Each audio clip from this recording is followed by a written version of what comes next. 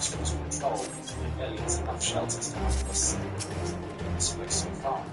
All of this implies that the Kursk offensive has been extraordinarily successful so far. It has successfully answered the question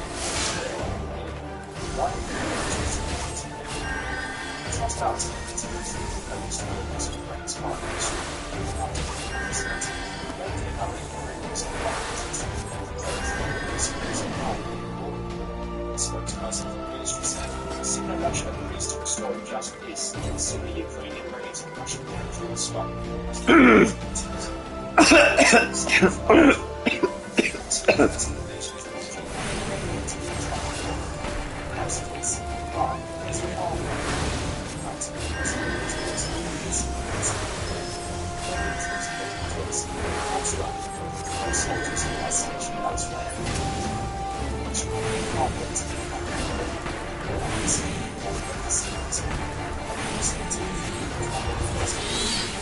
This program was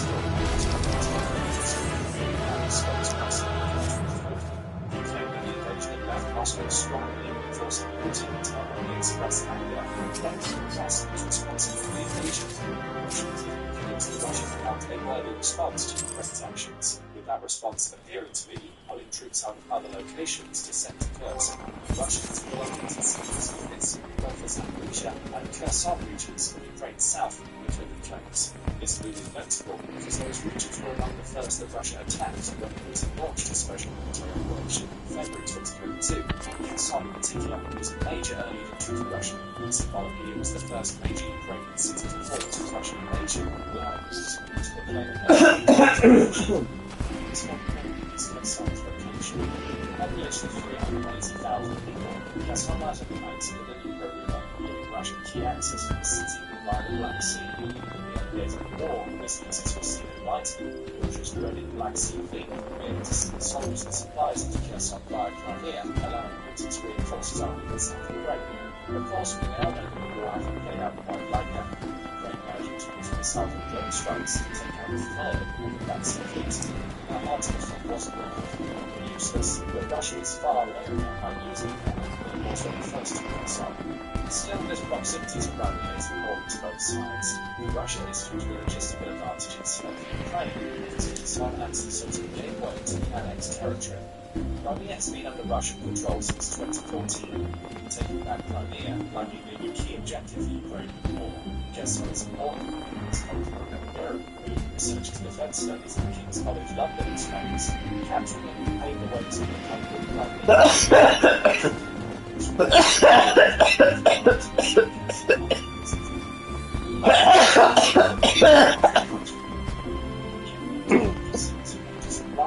Russia has advances close to Kyiv. Now, why is any of this matter?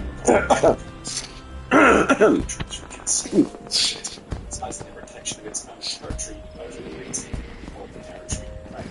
It weakens the assault Russia can carry out on a key Ukrainian city, one that Russia controlled in the early months of the war, allowing Ukraine to refortify Kherson Russia to retake once it's resolved the Kursk issue. However, it's unknown. It suggests that Russia has moved a relatively small number of soldiers from Kherson to Kursk, meaning there will still be Russian forces in the city. That could be a miscalculation by Putin, though Ukraine invaded Kursk with a small number of soldiers itself, as around 1,000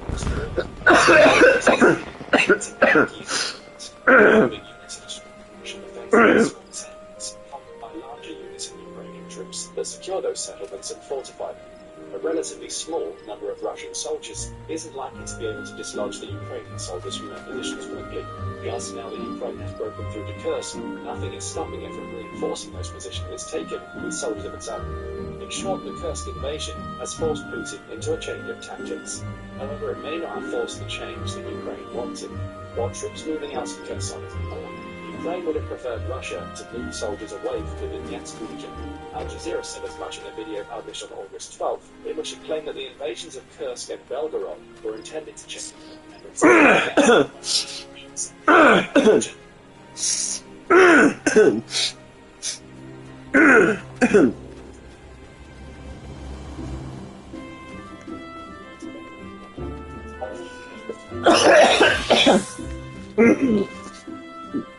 I will read some forces stationed in that territory in Donbass, but Donetsk remains in Russia's focus. As of February 2024, Reuters reported that Russia was firing anywhere between 1,500 and 2,500 rockets and artillery shells at the war-torn city daily, with its goal being to take out key infrastructure before winter, aims at forcing more of the city's population out by the end of the year. Ukraine is trying to hold Russia back in this province. Russia currently holds about 50%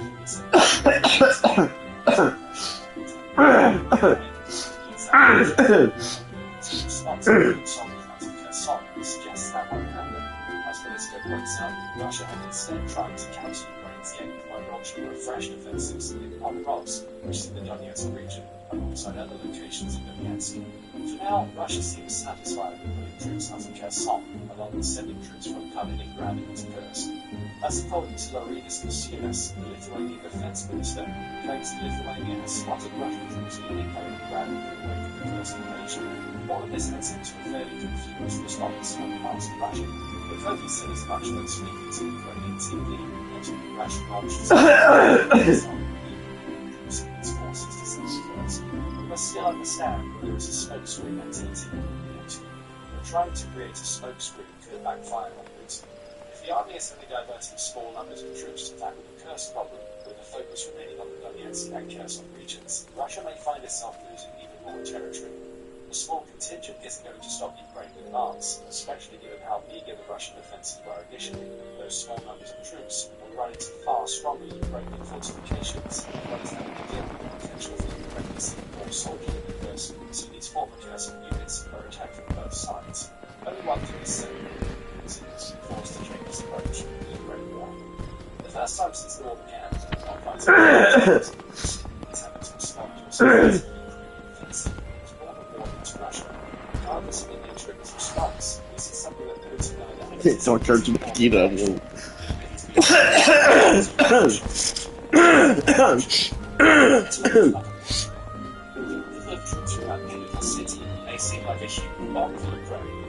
Qu'est-ce que tu parlais t'allais comme tu allais en petit level.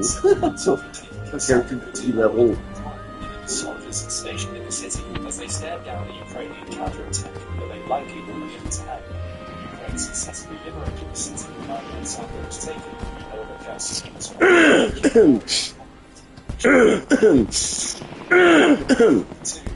anti-Russian forces in the city. One Ukrainian official noted could render Kherson a city of death. Mikhailo Podolyak made those claims uncovered. Turned out to be impressive. Russia would start shrinking Kherson intensely after it relocated its troops to the other side of the Dnipro River. That's exactly what happened. As CNN reported in February 2024, the successful liberation of Kherson by Ukraine didn't result in the city becoming a safe haven for its people or a location from which Ukraine could organize attacks against Russian positions in the south. The shelling of Podolyak predicted soon came, with residents describing the level of threat from the artillery outflow of the city to be at the worst levels they've seen since and the endless small marches glass and strong buildings down the streets. Pessimism has reigned in Kherson for 2 years. CNN reports that repair workers have taken to making yards jokes, with one saying his team celebrated the 10,000 window they boarded up in the wake of the Russian attacks.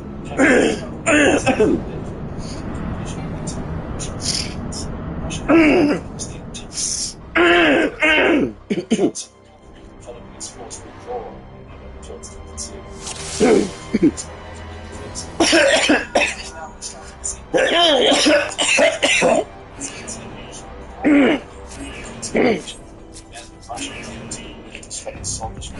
Russian territory and crucially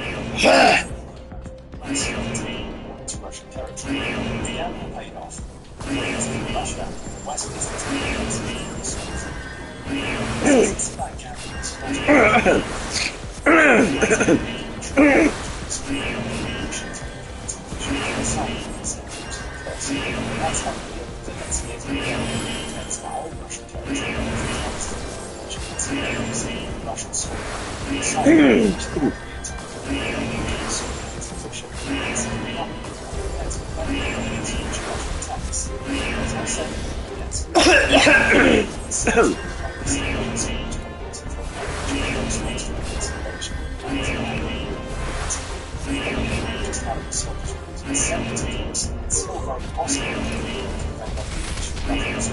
forcing Russia to divert elsewhere. Zelensky's backbone cannot move that elsewhere. Yet, again, therefore, from time to other, 45 graduates forces. They may have had disrupting Russian industries in Ukraine.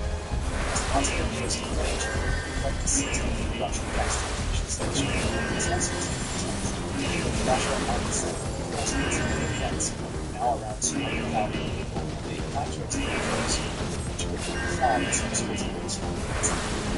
Inside the version of also holds possible soldiers and truck also Joseph's got yet short defenses.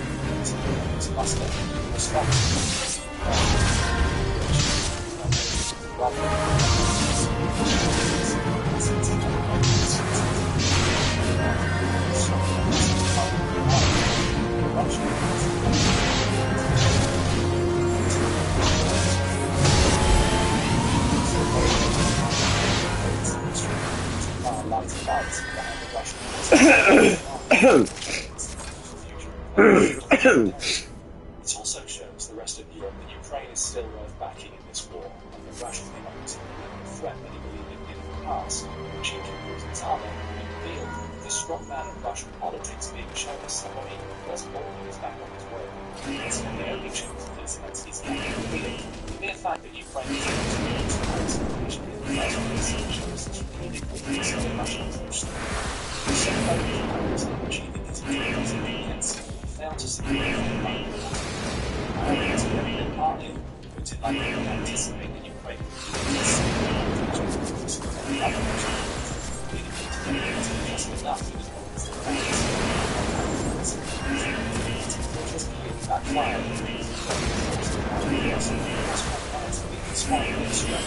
So being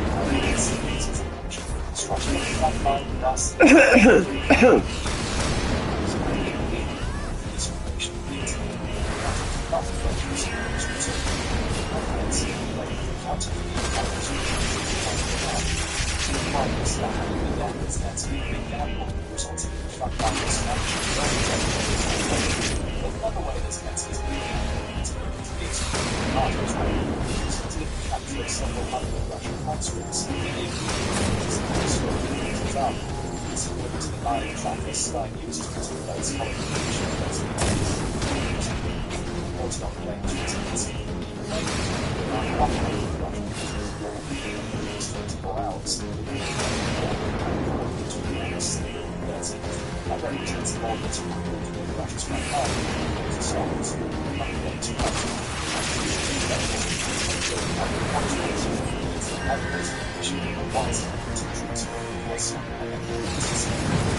Finally, there's the major propaganda victory of repetition of its first invasion. Despite encouraged to war on the country Russians, as its actual strength to be captured, strong details, consequence, beginning to no idea how to respond. When they and Russian villages continue to consider this strength of the fighting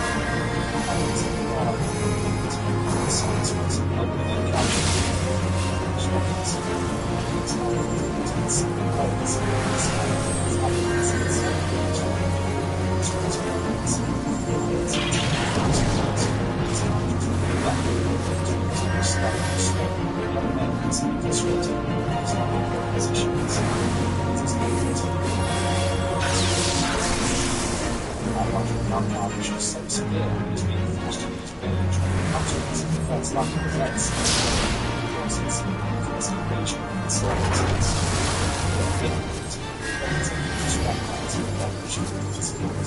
Security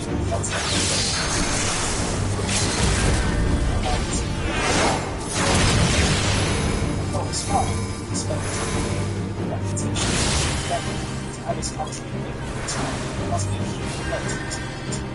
All of this leads us to the final question. What happens next? Our question is difficult to answer.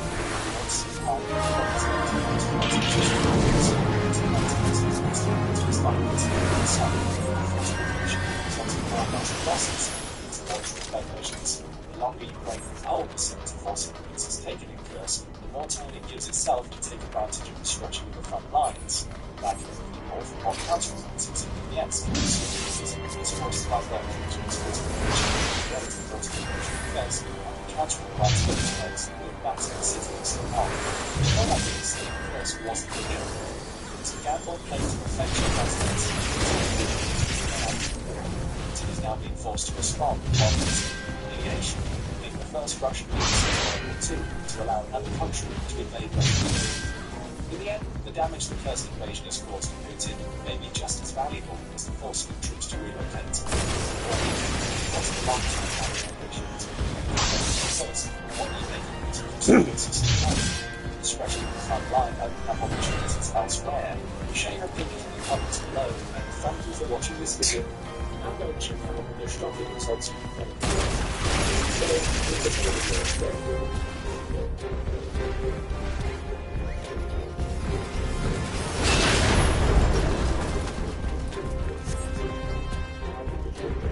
Substations are responsible for delivering electrical power to the consumers.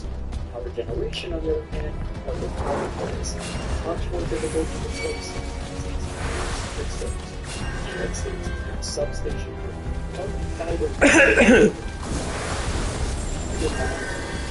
commissions and heads on businesses, interspersed operations of schools and private buildings, which don't circuit plumbers and other high-voltage equipment. Electrical power is out for both ways, as the United States each government and different utilities. This has a knock-on effect of solving the crisis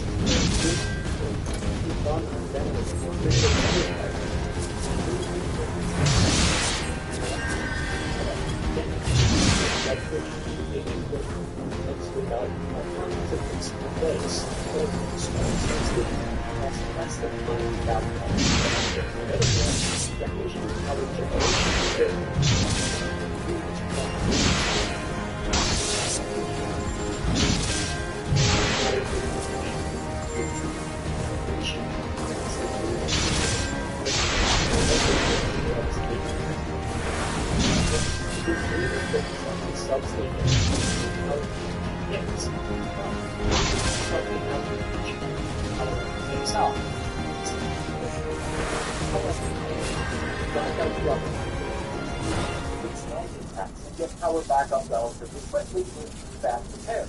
It's possible these attacks were focused on substations because implications for victims. With more spread out and vigorous, appreciate hundreds of strategies all around. After cutting people 1.5 million Ukrainians by October 2022. For 20 days, this continued until the blackouts extended in 4 regions, and about 80% of Kiev's residents were left without running water.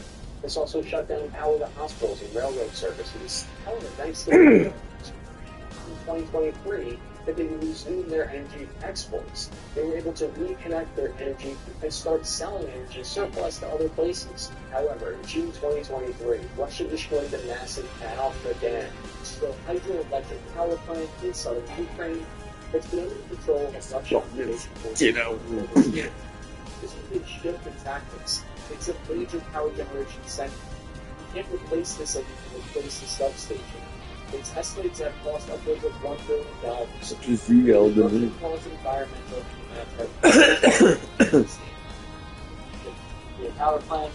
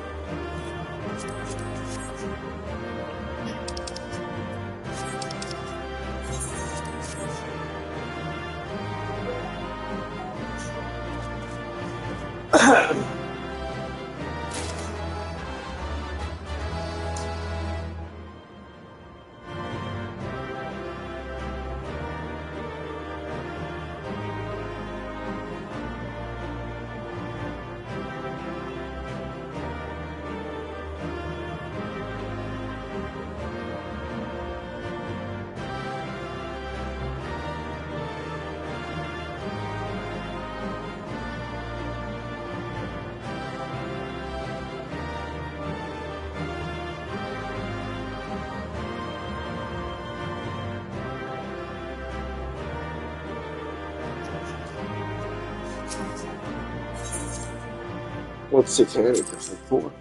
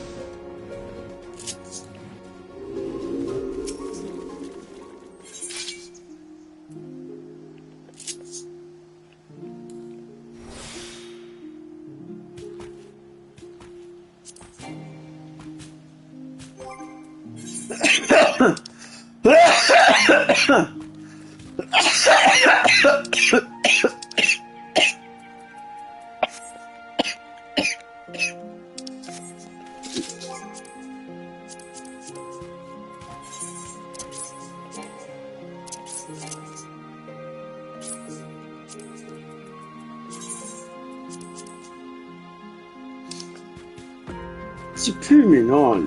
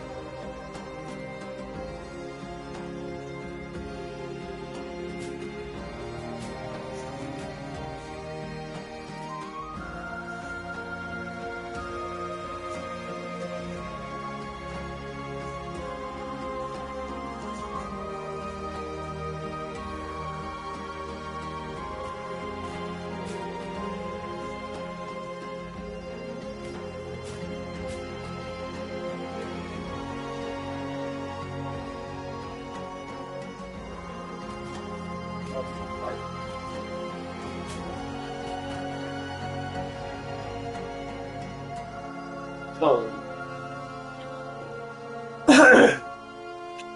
Okay.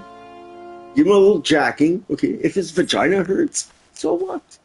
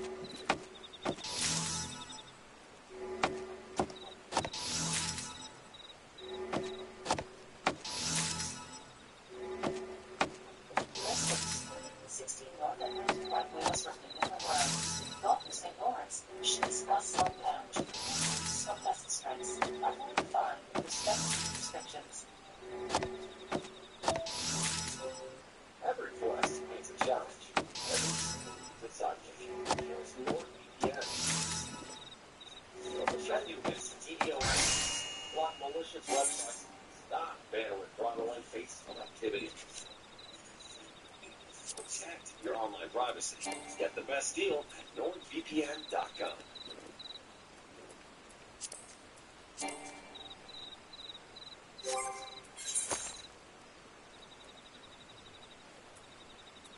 Welcome to 24H World News. Last night, Ukraine initiated massive drone strikes in Russia's heartland, including Moscow, in a move that will have a profound impact on the course of the war. The strikes on Moscow, a highly secure region in Russia, caused concern in the corridors of power and had a significant impact on the entire region. Widespread impact of drone strikes raised significant concerns among the populace, who feel that the government's controls may be slipping. Given the growing ineffectiveness of Russian air defense, these attacks are raising concerns of potential conflict near the Kremlin. What is happening behind the scenes?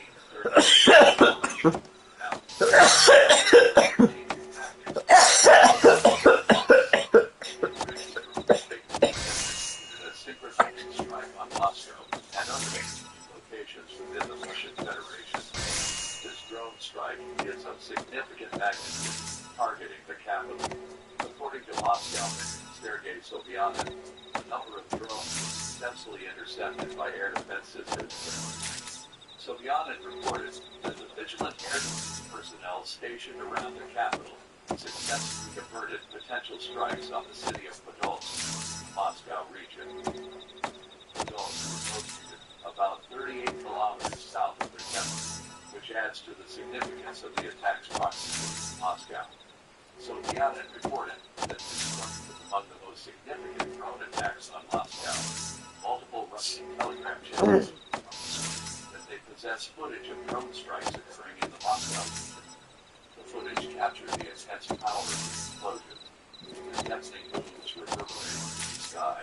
The vivid red flames cut through the darkness, illuminating the surroundings with an intense brightness.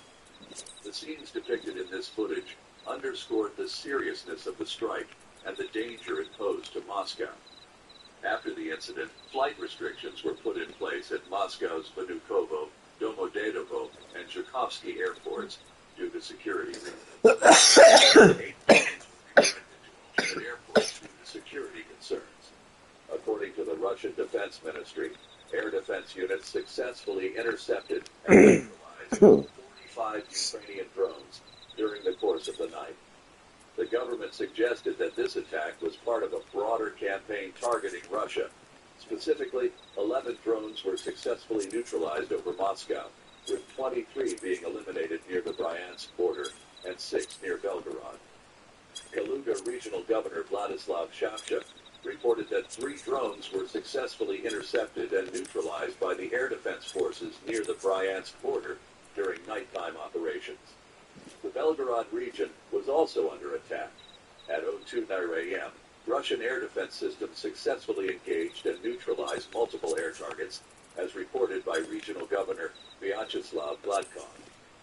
Alexei Smirnov, the head of the Kursk region, reported that air defense forces successfully intercepted 2 Ukrainian missiles and 2 drones during the night.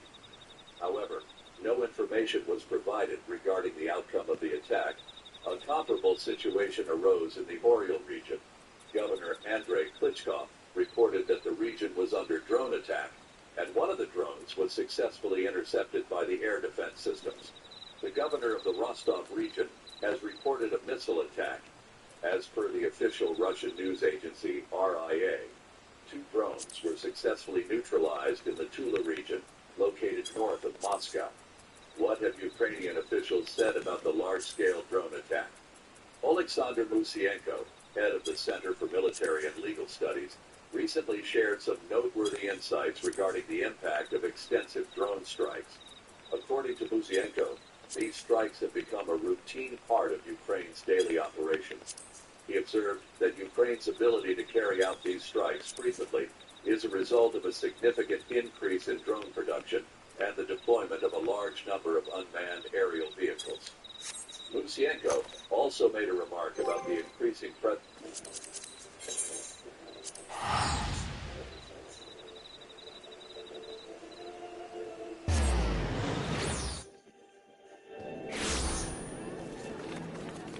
of drones in the Moscow area. He explains that this is connected to the rise in drone usage and their improved effectiveness. Even though Russian air defense systems are capable of neutralizing numerous drones, a handful still manage to successfully reach their intended targets. The Russian air defense lacks the capability to simultaneously shoot down all UAVs in the air, stated a spokesperson. Musienko also proposed an alternative explanation for the concentration of these attacks in the Moscow region. He suggested that Ukrainian intelligence might have uncovered Russia's redeployment of certain units to this area, leading to intensified strikes for further analysis. He emphasized that the most critical factor was the significant increase in drone production, resulting in a higher frequency and greater effectiveness of assaults. Furthermore, the drone attack has caused significant damage to various parts of the country, including the capital city of Moscow. Additionally, there is growing concern over the 3-day-long fire at a gasoline store in Russia. Over the past 2 weeks, there have been 2 instances where Ukrainian long-range drones successfully targeted Russian gasoline stockpiles. After the initial attack on the Atlas complex in Rostov Oblast on August 3rd, it should have been clear to Russia that another facility in the area was at risk of drone strikes. The Proletarsk plant is incredibly large, boasts 74 tanks that each hold over 5,000 tons of petroleum. Depot plays a crucial role in Russia's strategic oil reserves located in southern Russia. On August 17, Ukraine deployed drones to target the depot, resulting in a series of subsequent fuel tank explosions. The Russian firefighters faced a daunting challenge as they battled to extinguish the fire, grappling with the immense size of the tanks. It's been 3 days, and the facility is still engulfed in flames. It is concerning to see such a significant region left exposed to Ukrainian drones, particularly in light of the attack on the Atlas fuel store on August 3rd. The Ukrainian security agencies who took credit for the strike even provided details about the drones utilized. The strike was executed by 15 Obsidian UAVs from the Nayan project. Leaving over $200 million worth of fuel unattended is a significant mistake that raises concerns about the country's military capabilities. This cannot be deemed as an instance of incompetence or a shortage of air defense assets. Both likely have an impact. The significance of air defense systems is once again highlighted by Russia's military organization. The lack of effectiveness in air defense capabilities when responding to Ukrainian attacks highlights the need for improved deployment and efficiency of defensive systems. Following the fuel store attack in Rostov Oblast, Governor Vasily Golubev asserted that Ukrainian drones were successfully intercepted, resulting in debris that ignited the fire. However, it seems that this argument is an attempt to deflect blame for the fire. The shortcomings of the Russian military system reveal a culture that is prone to mistakes and oversights. When a system that lacks transparency and accountability fails to acknowledge its mistakes, it prevents any opportunity for correction. Instances on a large scale, such as the Ukrainian drone assault, serve as a clear reminder that Russia cannot afford to ignore its mistakes without facing heightened risks. Addressing strategic flaws requires acknowledging errors and gaining insights from them. However, in a system filled with deception, it seems incredibly challenging to acquire such skills. There is currently a fire at the Prolatarsk Reservoir, and it seems that the situation is far from under control. Reports indicate that a total of 24 reservoirs have caught fire, indicating that there is still a long way to go. Most likely, all of them have been lost. Despite the extensive coverage of the events in the Kursk Oblast, Ukraine remains committed to its strategy of escalating the cost of war for Russia. Open-source researchers diligently track the movements and actions of both sides. We frequently receive updates on the Russian army's casualties. By contrast, the Ukrainian forces seem to have suffered much less damage. In early June, I had the opportunity to witness the Russians in action as they unleashed their full power to strike military facilities deep within Ukraine's borders. Their relentless targeting of Ukrainian advanced air sites left a lasting impression on me. However, that was the extent of it. There were no further developments. Meanwhile, Ukraine remained steadfast in its pursuit of a strategic approach that effectively diminishes Russia's combat capability. This is similar to the approach they used against the Black Sea Fleet, consistently attacking and gradually at an isolated level. These things only add up to 1 or 2 ships per month. However, in just 1 year, a significant portion of the Black Sea Fleet was decimated. Ukraine is utilizing drones to target Russian supplies, logistics, airfields, and other military assets located within Russia. All targets within the captured territory, especially air defense systems, are still being targeted by ATAK-MS. In the recent months, there has been a significant increase in Ukrainian drone strikes targeting Russian military assets as observed in the period from April to June. The drone strikes in Ukraine are causing a wide range of effects on Russia. These consequences extend beyond financial losses and have significant social, military, strategic, and geopolitical implications. They also have drone strikes pose a significant threat to Russia's vital military and logistics assets.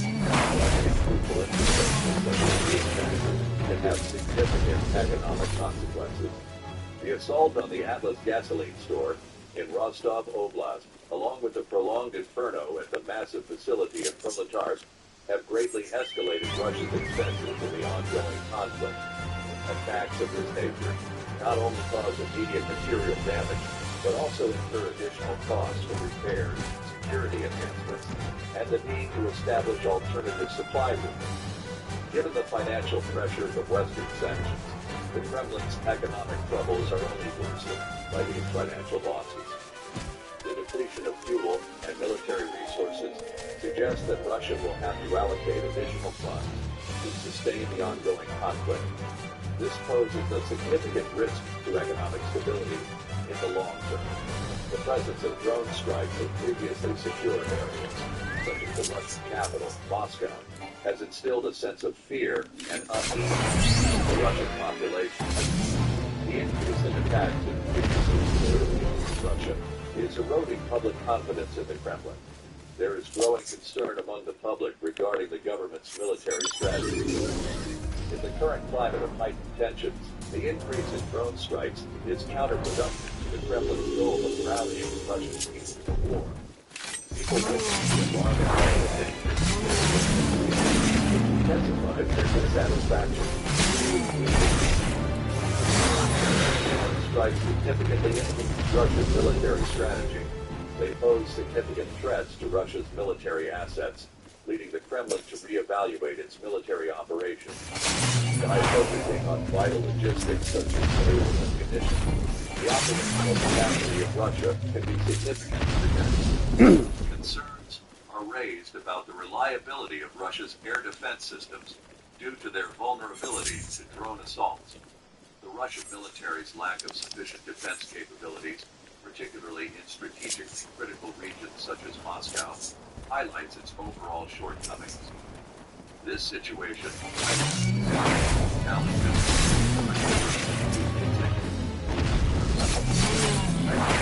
and strategic decision-making. Ukraine's drone attacks have emerged as a significant strategic impact, fundamentally reshaping its dynamics. Ukraine's capability to carry out attacks deep into Russian territory highlights that the conflict extends beyond the front lines and onto Russian soil. This could be seen as a strategic development, where the tide of the war is shifting in Ukraine's favor. Ukraine's deep fire policy has a significant impact on Russia's ability to wage war, ultimately diminishing their military capabilities over time.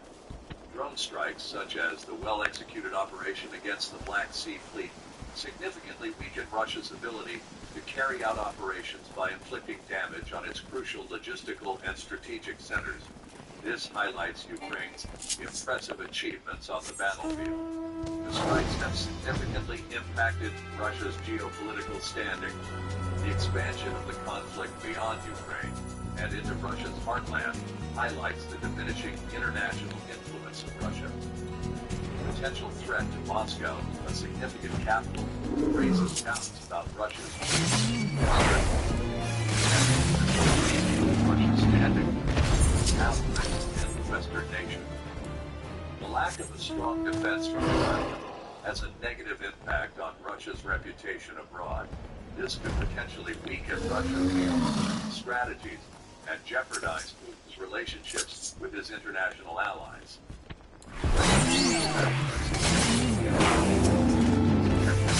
Zelensky, as a demanding leader, is now facing a tarnished image as even the Russian capital is exposed to potential attacks. These attacks, which have raised concerns within the Kremlin, highlight the perception that Putin is facing challenges and conflict. There is a growing discontent among the public.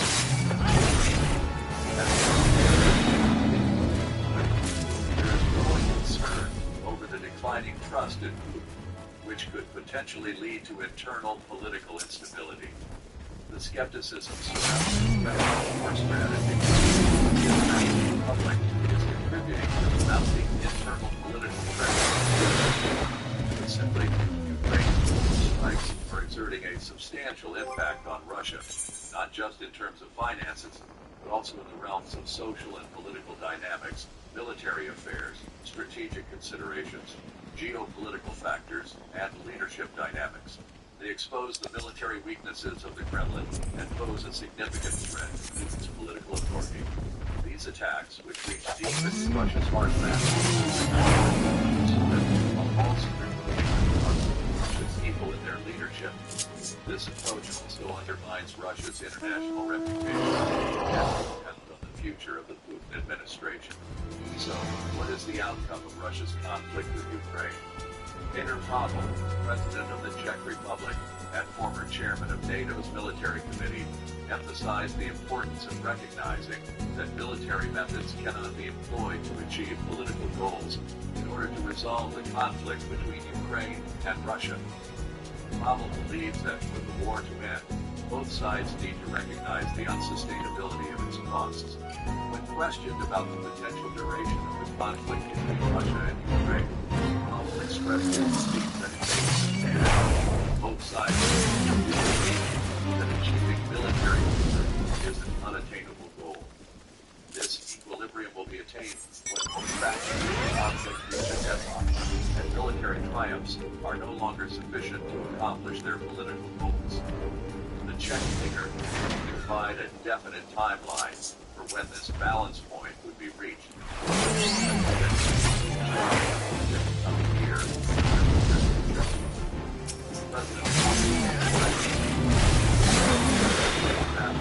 It's not automatically the resolution of the conflict.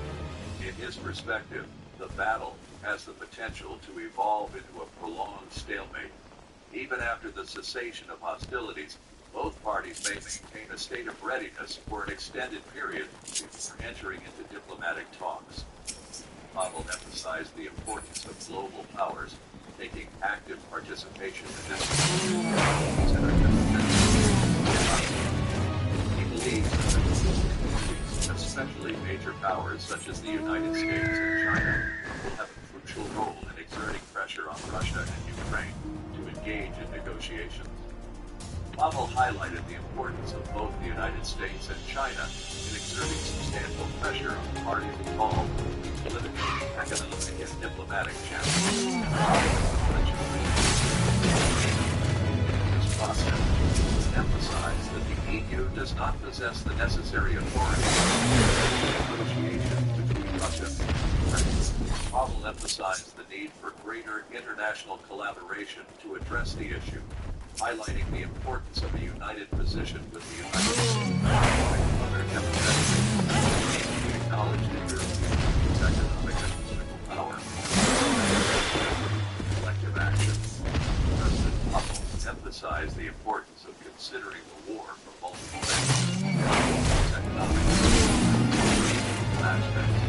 By exerting economic pressure on both Russia and Ukraine, global powers potentially enhance the likelihood of negotiations. Finally, Pavel emphasized that resolving the conflict requires a combination of diplomatic and military strategies. The international community will undoubtedly have a significant impact on its outcome. Currently, the Kremlin has no interest in engaging in discussions. An important concern would be the potential reaction. Completed 1 year of compulsory military duty.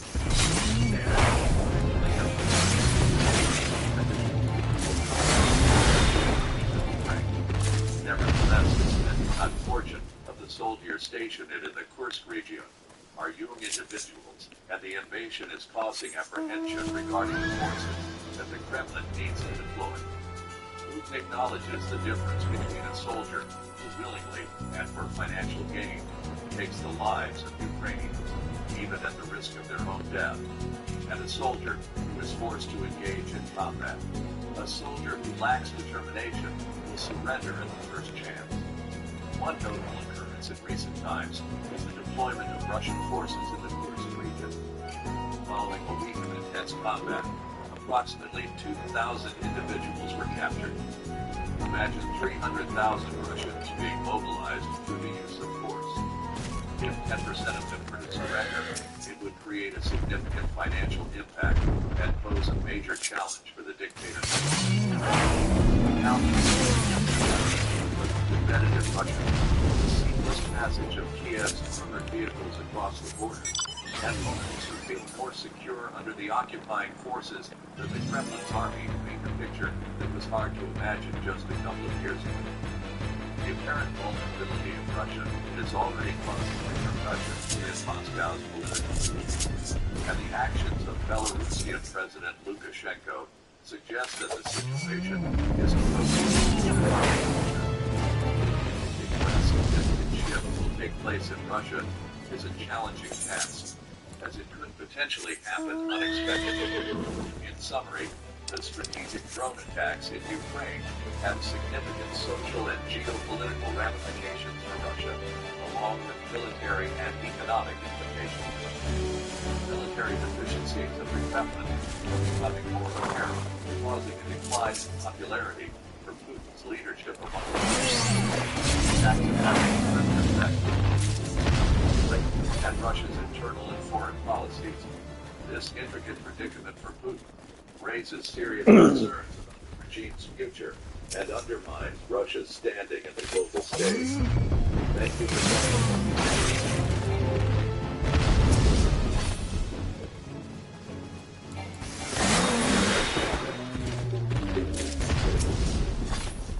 With the YouTube views gap,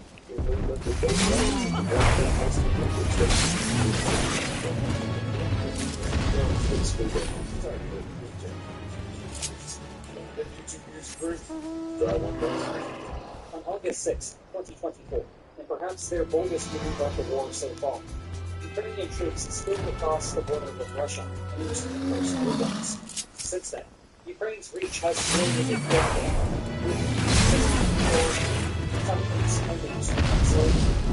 as a result, the gamble appears to have paid off so far. But to understand why Kyiv felt like rolling the dice in the first place, we may have to travel back in time. First to a curious conference 1 month before that, then to a report from 1 month later, after the response to the like in 2025, and ultimately to Kyiv's experience when the Yes, today is the story of how the shadow of the second term may have inspired the first offensive, and whether the offensive has indeed Trump-proofed the war. And maybe there will be a super cool video of artillery production. But we begin with a disaster in the DC. From July 9th to July 11th, Washington hosted commemorating 75 years of the world's most powerful alliance. The lines on pants were crisp that week, my friends. But the minds of European leaders were focused on what might happen the following year, although they were unwilling to say so publicly. They could tell that Biden's higher debate performance from 2 weeks earlier was not just a bad night. They could also see Trump's convincing poll numbers, and thus they were beginning to prepare for a return to a period of NATO skepticism in the United States. Of course, the stakes would be much higher during a second Trump term, now that a full-scale war was taking place. Went to a conference of how to Trump-proof the alliance. What did I do? So, one of NATO's founding principles, enshrined in the preamble of the North Atlantic Treaty, is the protection of democratic ideals, even if NATO itself comes with some imperfections. But a core tenet of the responsiveness to the elections. Biden could not simply conjure an agreement mandating that the commitments to NATO in 2078. Absent complicated agreements passing a secret razor-thin democratic majority. It would be Trump's right to control the United States in role. Sure, there were things that could happen on margins, like investing in more weapons manufacturing facilities, which would reduce Trump's marginal cost of continuing to provide aid. And yet there were those $150 billion in Ukraine. But there was no magic spell to make Trump fall in love with NATO. The other half of Trump-proofing the alliance ironically addressed Trump's main criticism of its members. Were going to suddenly cut back on the Europe, Ukraine excluded. Then European countries would have to make up the in that light. The big news that was supposed to come out of this was that of NATO's 32 countries, 23 was now hitting the goal of spending 2% of GDP on defense. Meaning Ireland was at a so the way that Europe was by what Trump wanted them to be stronger than. Make Europe press primarily responsible for European defense, which would thereby free up U.S. resources to move to the adversary that Trump really wanted to focus on, China. But that was not the big news story that actually came out of the summit. As if to underscore all of those concerns from before, Biden out introduced the fear of Ukraine to give some talks. But rather than welcome President Zelensky, instead welcomed President Putin. For a short time, that became the story that dominated the news cycle. And then, in a press conference apparently intended to allay Democrats' concerns, Biden opened up by telling everyone why he picked Vice President Harris for the position, and calls her Vice President Trump instead. As a result, Biden's poll numbers began to plummet. Betting odds for any Democrat to win the White House were still at even 50%. After the debate, it dropped to 39%. A few days after the NATO summit ended, it sunk all the way down to 27%. Panic started in Washington and worse. Meanwhile, the polling situation predicted at unrecovered. Publicly, Zelensky has remained tight-lipped about the upcoming He invited Trump to Ukraine to discuss all of the potentially future president, then on the Russia. Invited him again, and again, and again. He is now even offering to speedrun the whole thing. And, well, that makes sense. Zelensky does not want to with the but not with the president. Zelensky's reasoning, of course, is that there is a good chance that Trump will win, and he wants to be on friendly terms should a President Trump call him again. But everyone could see the signs. There is plenty of Ukraine skepticism coming from the Trump camp, and the addition of J.D. Vance as vice president to the ticket, a man who has been a vocal skeptic indeed of Ukraine funding, only solidified the perception. And although it is tempting to chalk up the ceasefire promotion to the idiosyncrasies of Trump, the foreign policy establishment that he would likely appoint still thinks of the situation as a battle of limited resources. Put simply, they want to divert spending toward deterring China, which is a reasonable choice, even as East Asian partners want more aid for Ukraine. Back in the heat, military planners contemplated the constraints that they were looking at. A wait-and-see approach would do no good. As tempting as it would be to hold out until November 5th and get confirmation of Trump's victory, the weather would simply not allow for it. You see, while everyone in America is preparing to eat some turkey, early to mid-November is the last call for rapid arms movement. At that point, the rain sets in, and the mud flows everywhere.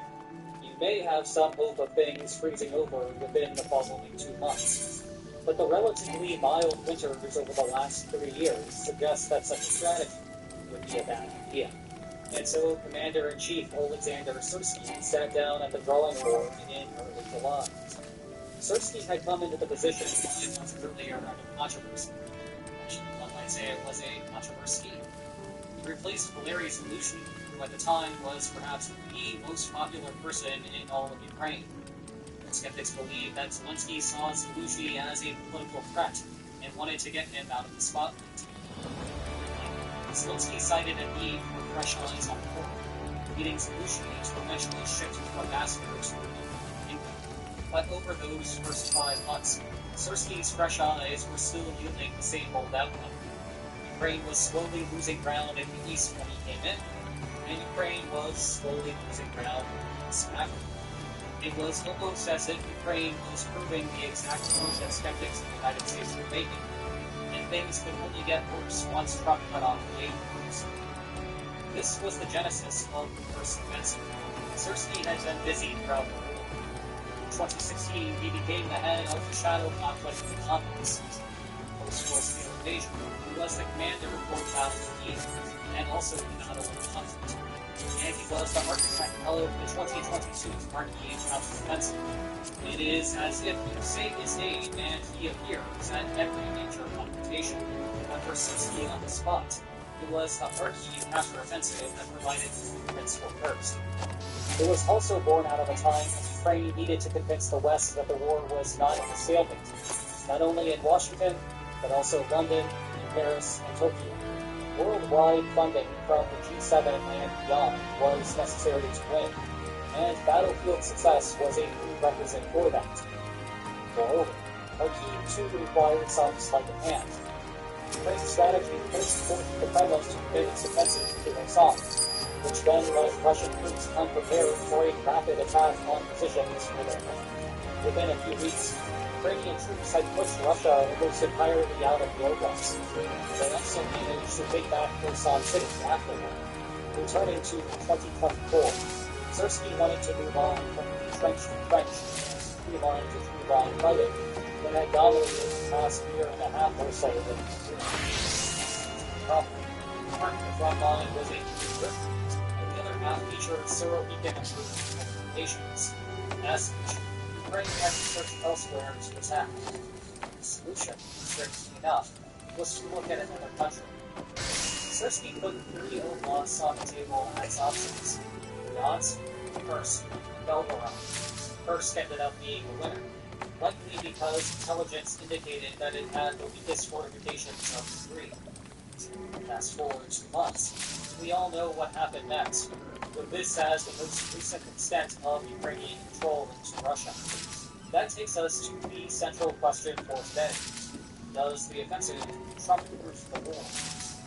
To answer that, we first need a better idea of what might happen if Trump raises his right hand for a second time. After all, we cannot judge whether a strategy counteracts a plan. If there is no if even Russia is skeptical,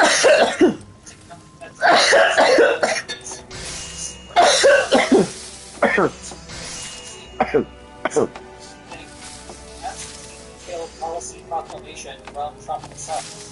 The best bet we can work from is a plan drafted by Trump-era sequence, sent with Trump to discuss it. One was Mike Pence's National Security Advisor and retired Lieutenant General. The other was the Chief of Staff for Trump's National Security Council. The point is that they are not randos from the internet, but it is also not official Trump policy. Think of that what you will, because I'm about to both compliment it and point out a critical shortcoming. According to their white paper from April, the basics of the plan are as follows. First, there will be a ceasefire that follows the current front line. A demilitarized zone will then be built around it, akin to what has divided the Korean Peninsula for 3/4 of a century. Ukraine will not legally concede claims to the port of Vladivostok, nor will it concede claims to Crimea, which Russia annexed in 2014. This effectively cuts the long-run question about the occupied land to a post-Putin war.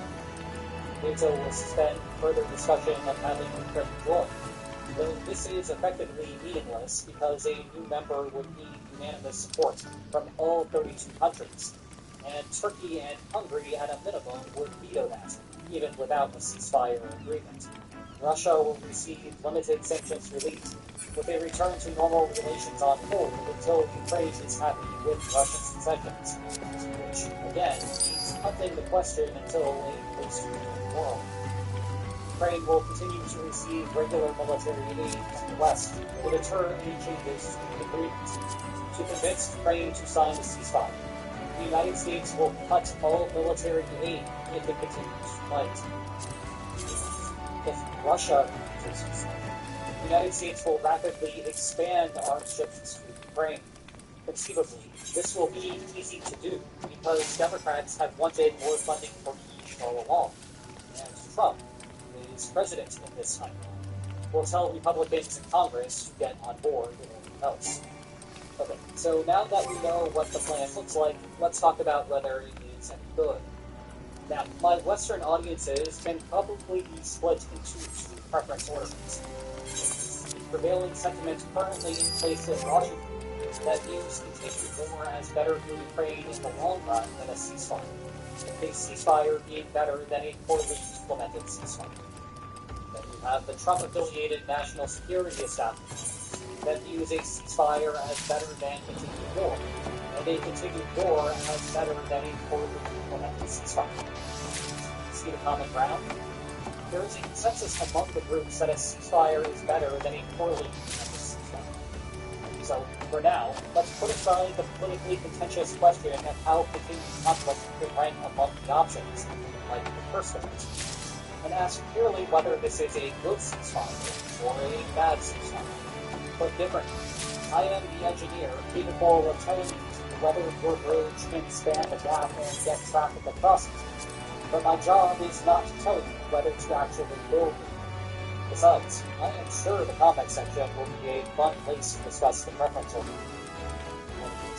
The proposal makes coherent sense, like a bunch of other poorly specified solutions to the war.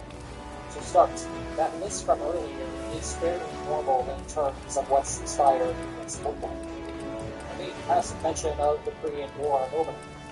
Both sides fought for a while, and then came to terms on a settlement without a military victory or resolution of the substantive agreement. Indeed, all it takes for peace to form is a recognition of the fact that war is costly, and it would be better for both sides to mimic the expected outcome of fighting without having anyone else die in the process. The deal also understands the need for long-term enforcement mechanisms. There is a common assertion in Western circles that Ukraine cannot accept the deal, because Putin will just restart things later. However, those same criticisms fail to explain how continued war will change that. Ukraine is not going to have the first offensive extend into Moscow and forcefully remove Putin from power. It is possible that heavy losses will lead to some sort of political turnover in the Kremlin. But at the same time, that is not something that Ukraine should be banking on.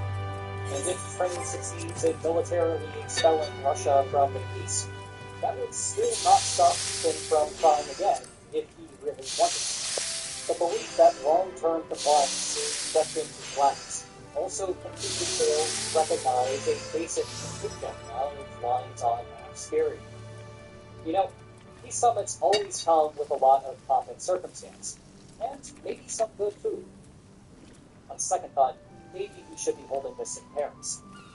But wherever you are, what ultimately really matters is the actual terms of the settlement, and good peace agreements are self-enforcing. Bad ones are not. As always, the goal of a settlement proposal is to roughly match the deal with what the expected outcome of war would be, which, I suppose, is this. So a settlement close to that might be this. Then the disincentive for Russia to restart the war later is that it would still get this by fighting, except now it is paying costs to get close to the same thing. If we reflect those costs with the space between the white and red lines, the settlement line is better than costs. It is the same reason why war has not restarted on the Korean Peninsula. It is not because North Korea started to see eye to eye with South Korea. Far from it, despite the occasional hug. Instead, what has stopped North Korea from restarting the war is that a lot of North Koreans would die in the process, and all of North Korea would go dark. The latter does not mean much, but I suspect that Kim Jong-un prefers Pyongyang still standing. However, where you can run into trouble is if you conflate an end of the war to an end of the substantive disagreements. Like a moment ago, imagine that Trump sets the deal in yellow, close to the expected outcome of war in white, with the distance between the white and red lines again being Russia's costs. Now think about what the West retracting military aid would do. Primarily, it renders Ukraine less able to resist Russia. Visually, that means that the expected outcome of the war will begin to drift to the West. Note that the figurative and literal red line drift along with it. And with enough aid cut, eventually the red line will be past the terms of settlement.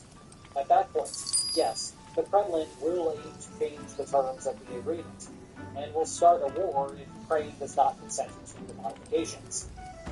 Going back to Korea, there is a reason why the United States still maintains a sizable commitment on the peninsula. It is not because having the world's most dangerous golf course there is cool. Obviously, it is cool. That is also not the point. Rather, It is because Washington cannot let its commitment wane without disrupting the balance in the settlement. Recognizing that, the peace proposal for Ukraine understands the need for arms flows to be a part of the deal's enforcement mechanism. The final bit is that it attempts to solve the problem of trying to bring Russia to the table. You see, the main discussion coming from Trump affiliates has been to tell Ukraine to settle along the current line of control, or it will lose its military aid, and not much more fleshed out beyond that. But that is why there is a question mark in the logic. As we have discussed before, the main effect of this is to shift the balance of power in Russia's favor. But therein lies the problem. The Kremlin would not want to settle at the current line of control if the United States would cut aid otherwise. Because once aid is cut, the expected outcome would shift far to the left, well beyond Russia's red line. The solution is the aforementioned threat to massively increase military aid to Ukraine if Russia refuses those terms. You can see how these threats could help resolve whatever bargaining friction is causing the war to continue. For example, if both sides have optimistic expected outcomes of the war, you can see how Russia's minimum demands to stop the war might exceed the most that Ukraine is willing to give up. Conditional aid renders that optimism irrelevant. If Ukraine does not accept the current line of control, then it no longer receives the aid that gives it a relatively good expected outcome. At that point, returning to the line of control would look really attractive. If Russia does not accept the line of control, then the influx of U.S. aid cancels what it thinks it might get otherwise. This is the basic theory behind peacemaking operations more generally. These conditional threats and promises override the problem causing the war. There is a practical problem. For the United States to rapidly expand aid, it needs the capacity to do so. And right now, it just does not have it. The factor is that the United States has activated over the last year was simply not enough. So, holy cow, does the Scranton Army ammunition plant produce for me? You know what? Let's just stay with this video until the end of the section. Right. Money. Money, of course, can solve the problem of capacity over the long run. Again, it's really Trump telling Republicans to pass such a defense bill will make it relatively easy to accomplish, like the last time I described it. But if Russia believes that the extra aid will not come until after the war is decided, then the threat might not solve the problem at all. Okay, now let's examine how the first offensive changes this, beginning with the land issue. Common thing that I hear is that a ceasefire will not be feasible as long as Ukraine holds Russian territory. Well, that is true in a literal sense, but it is also not very imaginative. Let's assume that Ukraine can keep its flag planted on some amount of Russian territory through January 2025. This becomes increasingly plausible every day that Ukraine expands the offensive, especially when you remember that rain will be here in a couple of months to inhibit any Russian counteroffensive due to heaping piles of mud.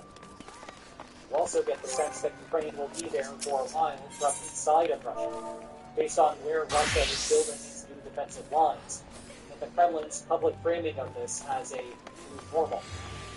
Now, we will not have a ceasefire along these lines, but only because it does not make any sense. Russia values Kursk more than the Donbass. Ukraine values the Donbass more than Kursk. As a result, both would be better off if they made an exchange. But it is worth noting the scale. Ukraine has claimed about 1,250 square kilometers of gains, but Russia controls more than 100,000 square kilometers of internationally recognized Ukraine. Thus, we are talking about a shade over 1% of trade. Today you can charge as fast as users drive the KE6 instead of the future. Given that, it would be easy to amend the U.S. plan to call for such exchange. In turn, the offensive is a win for Kyiv. It ensures that the ceasefire will look better for Ukraine now than it would have looked a month ago. But if Ukraine believes that a military outcome would be much better, its assessment is right, that the Kursk offensive has far from Trump-proofed the war. Nevertheless, the offensive may still have a great impact, though it will have to come from invalidating the premises of the proposal. The proposal pitches the new course inspired based on the war having reached a stalemate, with not much movement happening but a whole lot of construction. The Kursk offensive has demonstrated that this premise is false, and you can see the movement of the narrative, with a Republican senator recently visiting Kyiv and saying that the operation was good, brilliant, and beautiful, and that Ukraine chose to keep it up in Kursk.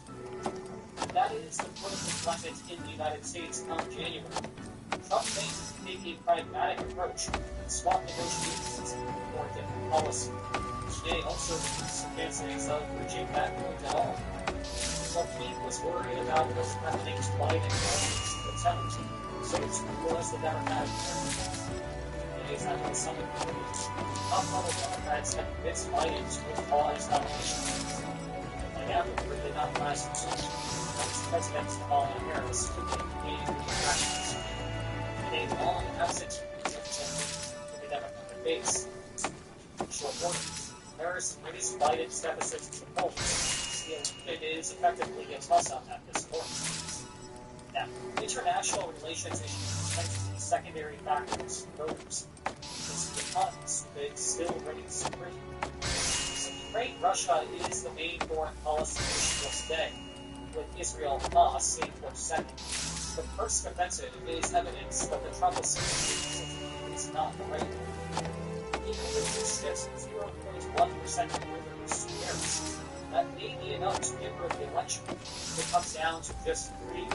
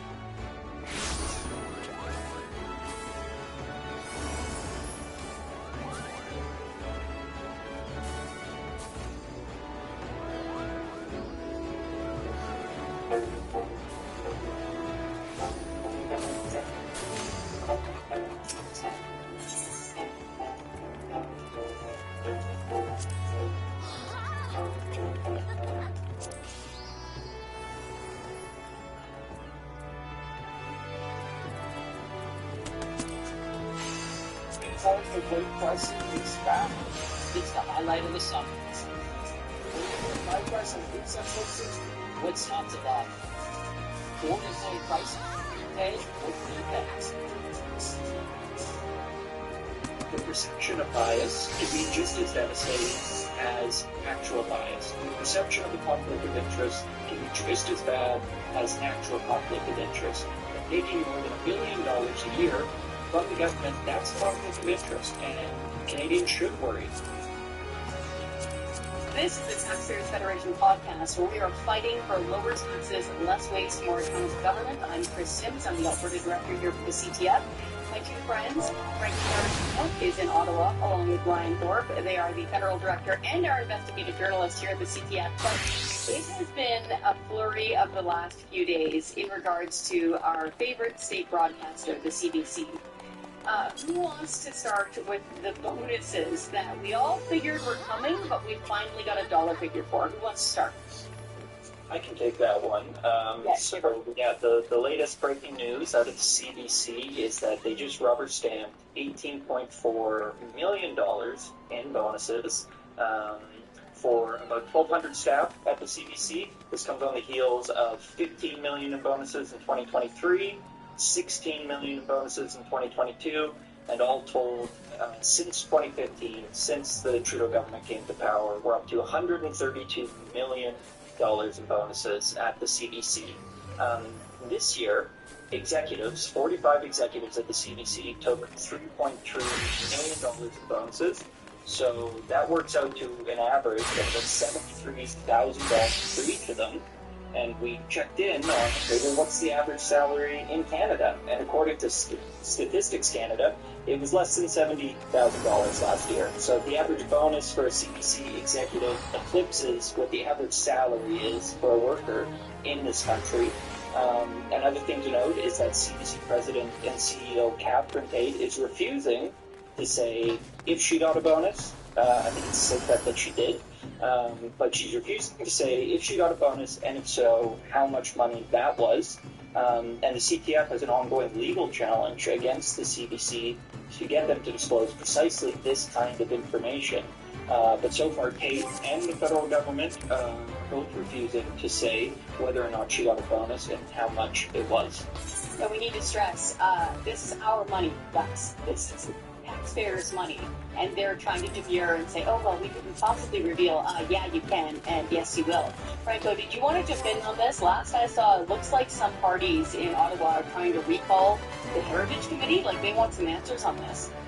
Yeah, well, that's exactly what's happening. Now, you remember that it was first the Canadian Taxpayers Federation that was blowing the whistle on the fact that the CBC is handing out all of these taxpayer-funded bonuses. And after all of that, you know that Tate, the president of the CBC, was brought forward to a parliamentary committee, that Heritage Committee, not once, but twice in recent months. You had members of Parliament grilling the CBC head, saying, how in the right world could you be handing out millions of dollars in bonuses while you're right before us crying poor?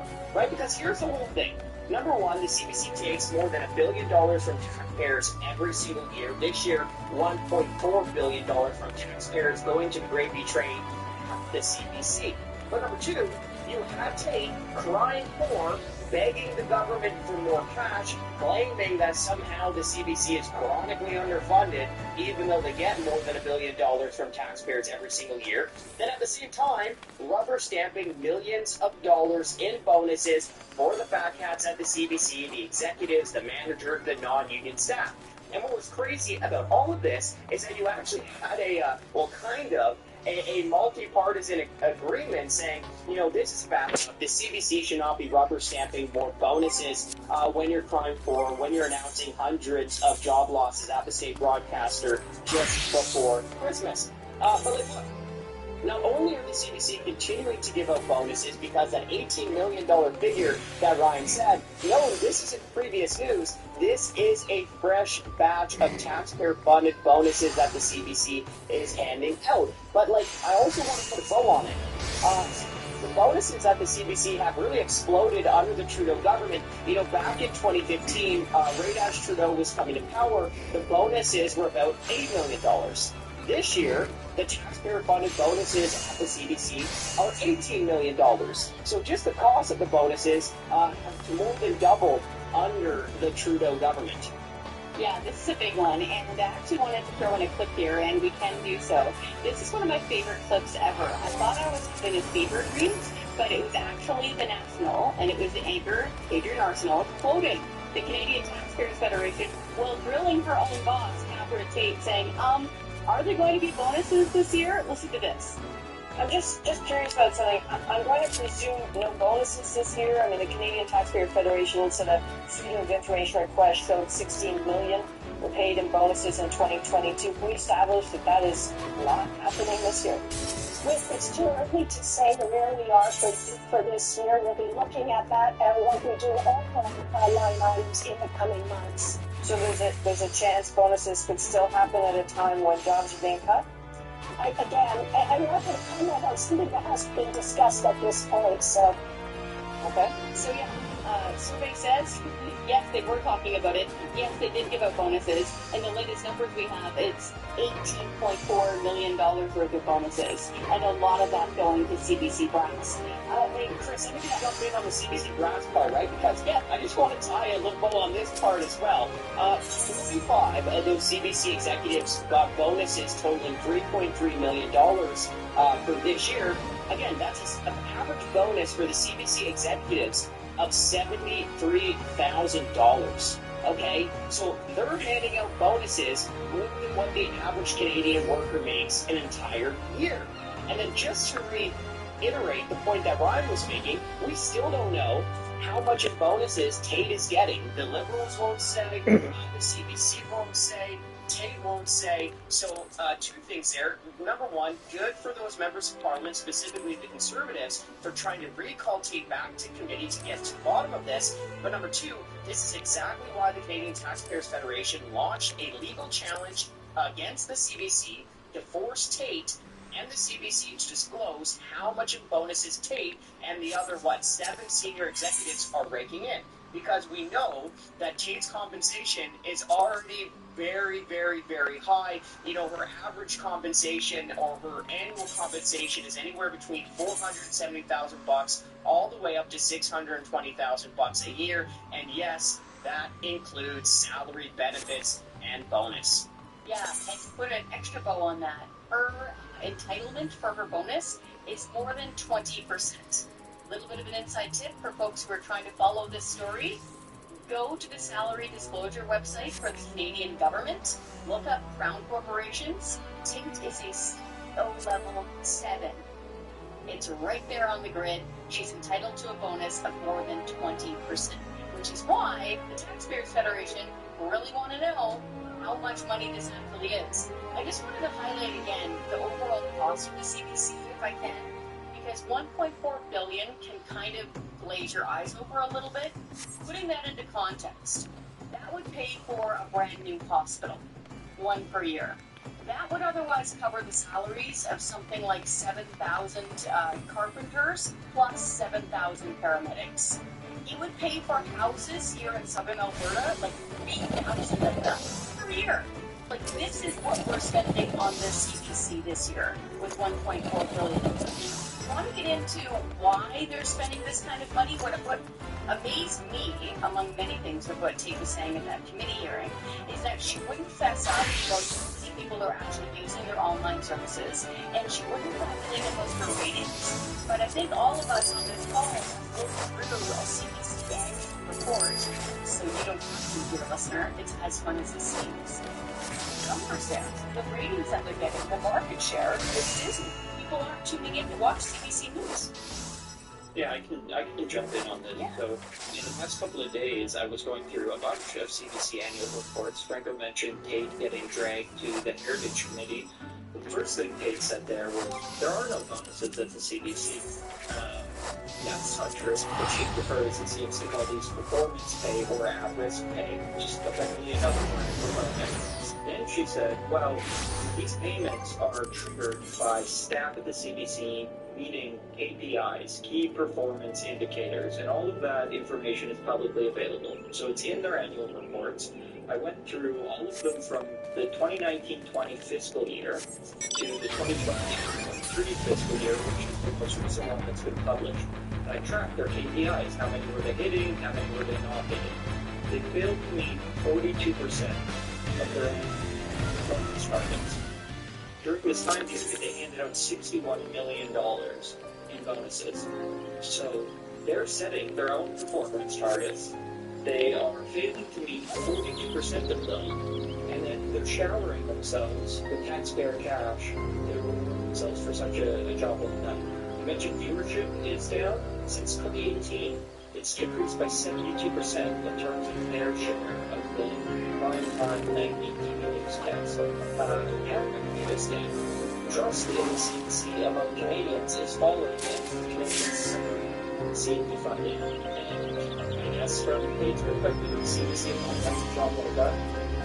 $18 million bonuses. Yeah, it is, the numbers there are open, those guys who come in the carpet and stuff like that. It was pretty eye-popping. The fact that I think it was in 2018-2019, they stopped listing it right away. For a 7-hour newscast, it was around 1% of Canadians. 1% of Canadians were watching their 6 o'clock 7-hour newscast. It was jaw-dropping. And what was funny there, Ryan, I'm sorry, Franco, if you've already seen these numbers too, from what I could tell, that was exceeding their goal. Yes. Yes, that was exceeding their goal. So it's a perfect example of rewarding failure at the CBC with taxpayers' money. Franco, is this having an impact at all on the actual salaries? I know that you and Ryan were digging into what we would call a sunshine list at the CBC, meaning staff who make more than $100,000 per year. What were you guys seeing there at the CBC as far as just salary goes? Yeah, I mean, the bonuses are really just the tip of the iceberg, right? Because you also have the big fat salaries that a lot of CBC staffers are taking courtesy of the taxpayer money. Okay, so first of all, let me just preface, the federal government does not have a sunshine list, right? The vast majority of provinces have a sunshine list, which are disclosure lists to show taxpayers how many people in government are raking in the big bucks. Well, the federal government, unlike the vast majority of provinces, do not have a sunshine list. So our good friend Ryan Thorpe over there had to file some access to information requests to dig up these numbers because they're not readily available online. So, the number of CBC staffers who take a base salary of $100,000 or more has ballooned by 231% under the Trudeau government. So the six-figure salaries at the CBC have ballooned by 231% under the Trudeau government. In 2015-16, there were 438 CBC staffers with a six-figure salary. Fast forward to the past year, and there's now about 1,450 CBC staffers taking a six-figure salary. So not only are they throwing out millions of dollars a year on bonuses, but the sunshine list itself at the CBC has also ballooned by 231% under this administration. These are so many numbers. I just want to go over them real quick. So, baseline, guys. Taxpayers are paying about $1.4 billion for the CBC this year. The ratings are circling the growth. Very few Canadians are watching CBC News, especially on TV. They're not listening to a multi-party committee telling them that it'd be inappropriate for them to hand out bonuses, because taxpayers are struggling and they're not meeting their goals. They're setting up their own goals and still failing at more than 40% rate to their goals, and yet they're still adding bodies to their sunshine list. Do I have all that right? Well, you will have somebody else, right? When we say keep on certainty, we're not saying it because ratings are going down. Even if every single Canadian is watching the CBC, it should still be defunded from taxpayers' money. Okay, let me just make that clear. This is I think there's at least three reasons why taxpayers should not be funding a state broadcaster like the CBC or any other type of media. Okay, so number one, principle. People should be able to decide which media organizations and companies they are willing to pay for. Okay, like there's taxpayers who are forced to fund, have their money going to a media organization like the CBC or any of the other outlets that are getting taxpayers' money. Number one, people should be able to decide who to support voluntarily, not forced through our tax dollars. Number two, think about all the independent media out there that are not getting taxpayer money, right? So their tax dollars are forced to directly fund their own competitors. Okay, we see a lot of innovation in this media or new media space. Well, the fact that the government is subsidizing some media organizations and the CBC to the tune of more than $1 billion a year, well, guess what? That stifles the innovation that can and should be happening to a greater extent. Number three, okay, an independent and free press means independent of government funding and free of government funding. A true independent press is a crucial pillar of democracy, but even the perception of bias can ruin the public's trust in the media. And you know what? I think Canadians have every right to worry that if a media organization is, say, getting more than $1 billion a year from the government, they may be less likely to hold that government accountable. Ryan, I know this is something near and dear to your heart. Did you want to chime in on why journalists should not be paid by the government? I mean, I would just echo everything Franco just said. I think he said it quite well. But yeah, I mean, it is a fundamental principle that journalists should not have their paychecks signed by the government that they're supposed to hold to account. It is so basic that it kind of bottom line that we even have to say this, or that this is even a conversation in this industry. It's an industry where, for many decades, journalists wouldn't even take a free cup of coffee from someone that they were sitting down for an interview with. Not because they genuinely thought that free cup of coffee was going to impact the way they covered the story, but for precisely the reason Franco said, the perception of bias can be just as devastating as actual bias. The perception of a conflict of interest can be just as bad as an actual conflict of interest. But taking more than $1 billion a year from the government, that's a conflict of interest. And Canadians should worry. Hey, is the CBC going to bite the hand that feeds it? Yes, great point. Excellent point, both of you. And just to follow up on a couple of things, I can hear a couple of people watching who, for some reason, want us to keep paying for the CBC. Folks, if you like watching the CBC, that's okay. Just pay for it, right? I'm just going to fess up here. Like, I used to watch TDO all the time. I donated my money to it. I still have a coffee mug from TDO because I liked Antiques Roadshow and I liked watching Big Ideas. Some guy named Jordan Peterson used to do lectures on Sundays way back about 20 years ago. And so pay for what you want, folks. It's really simple to do. And for the folks who are saying, oh, well, what about their First Nations programming? Interesting. Head on over to our website, taxpayer.com. Do a lot of digging on that. It turns out that what the CBC spends on like their executive pay and salaries and all that stuff eclipses what they spend on what they would refer to as Indigenous programming. In fact, APTN, which gets a tiny fraction of government funding, really for a one-day event per year, all the rest is privately funded, and they're based out of Winnipeg. APTN does phenomenal work. Great journalism, and almost all of it is fundraised themselves. So don't let the CBC mucky-mucks in Toronto try to tell you that, oh, well, we need to get $1.4 billion from taxpayers every year because of Indigenous programming. Don't let them use that. Any final thoughts on the CBC, guys, or did we want to get to our taxpayer pro tip? Well, you know what? Well, let me start with my taxpayer pro tip because it's about this, but it's kind of more broadly. Now, the CBC handing out $18 million in taxpayer-funded bonuses this year as well. The fact that these bonuses have cost taxpayers $132 million since 2015, that's wrong. These taxpayer-funded bonuses must end, and the CBC must be defunded. But that's only the tip of the iceberg when you talk about bonuses for failure in Ottawa.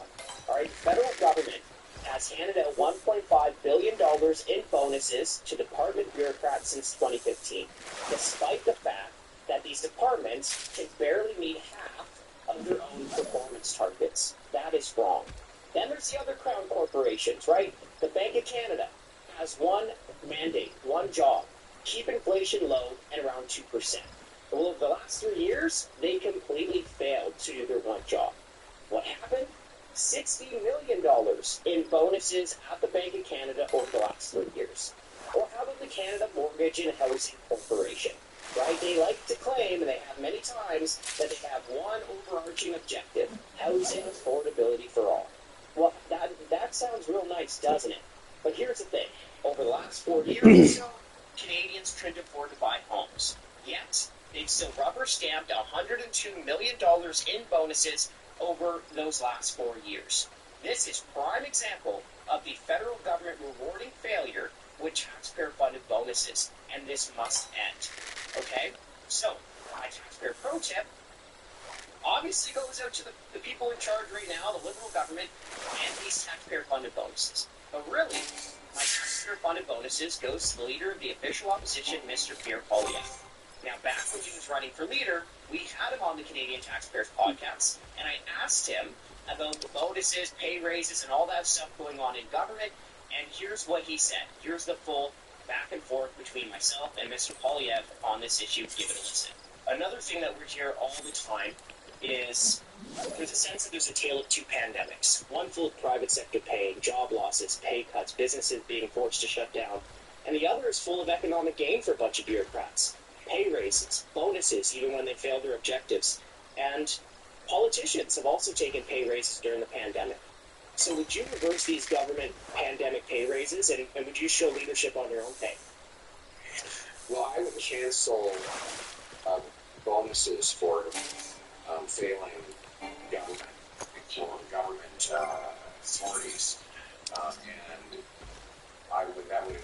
example, the Bank of Canada, CBC, and other organizations that have failed in their jobs throughout the pandemic. I don't think we should reward failure. And unfortunately, the reason why we have such a dysfunctional government is because there is no there's no accountability for failure. I'll give you an example. I said that I would fire the bank governor, the governor of the Bank of Canada. And of course, all the elites went berserk. But wait a second here. In the real world, if you are a waitress and you consistently don't do your job, eventually your employer might fire you. And in Jeff Macklin's case, what he did is serve Justin Trudeau. Trudeau asked for a bunch of printed money, and he gave it to him. That wasn't his job. That's not what his mandate says. So he, one, caused inflation. So we had inflation 4 times the 2% target. 2, he said there wouldn't be no inflation, but rather deflation. 3, he told Canadians that interest rates would be low for long, which caused them to make very bad financial decisions. They bought houses with large mortgages that they could not afford at higher rates because their government said that they couldn't count on him to keep the rates rock bottom. And so basically we have people now who restricts run and they can't pay their mortgages and house prices have gone down, so they're underwater. For me, that is enough to replace the bank governor with someone who will get back to 2% inflation and do his job instead of printing cash for politicians to spend. I think that is a good basic principle. The same goes with CBC. I can't imagine why CBC would be getting the bonus. The coverage they've had over the last several years is terrible. The ratings are awful. Their viewership is down. Why would you give a bonus to people who have those kinds of failures? So I would save $1 billion by defunding the CBC. I do believe in performance data. So the reason is because I think you need to incentivize good performance. If government, public servants deliver data from target, I believe that that should be reflected in their compensation. And so it's called at-risk pay.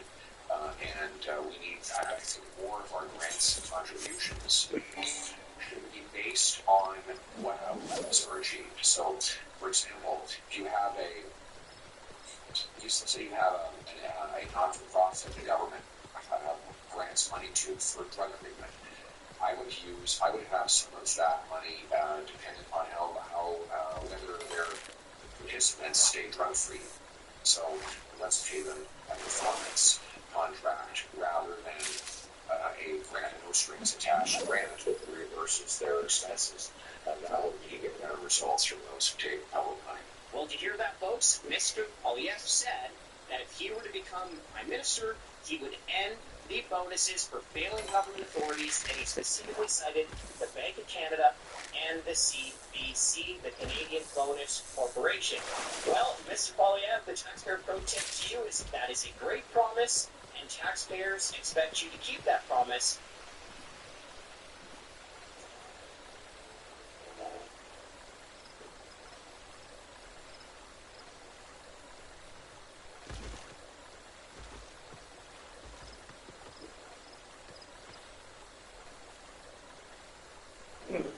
Forces are officially halfway to the Kursk nuclear power plant.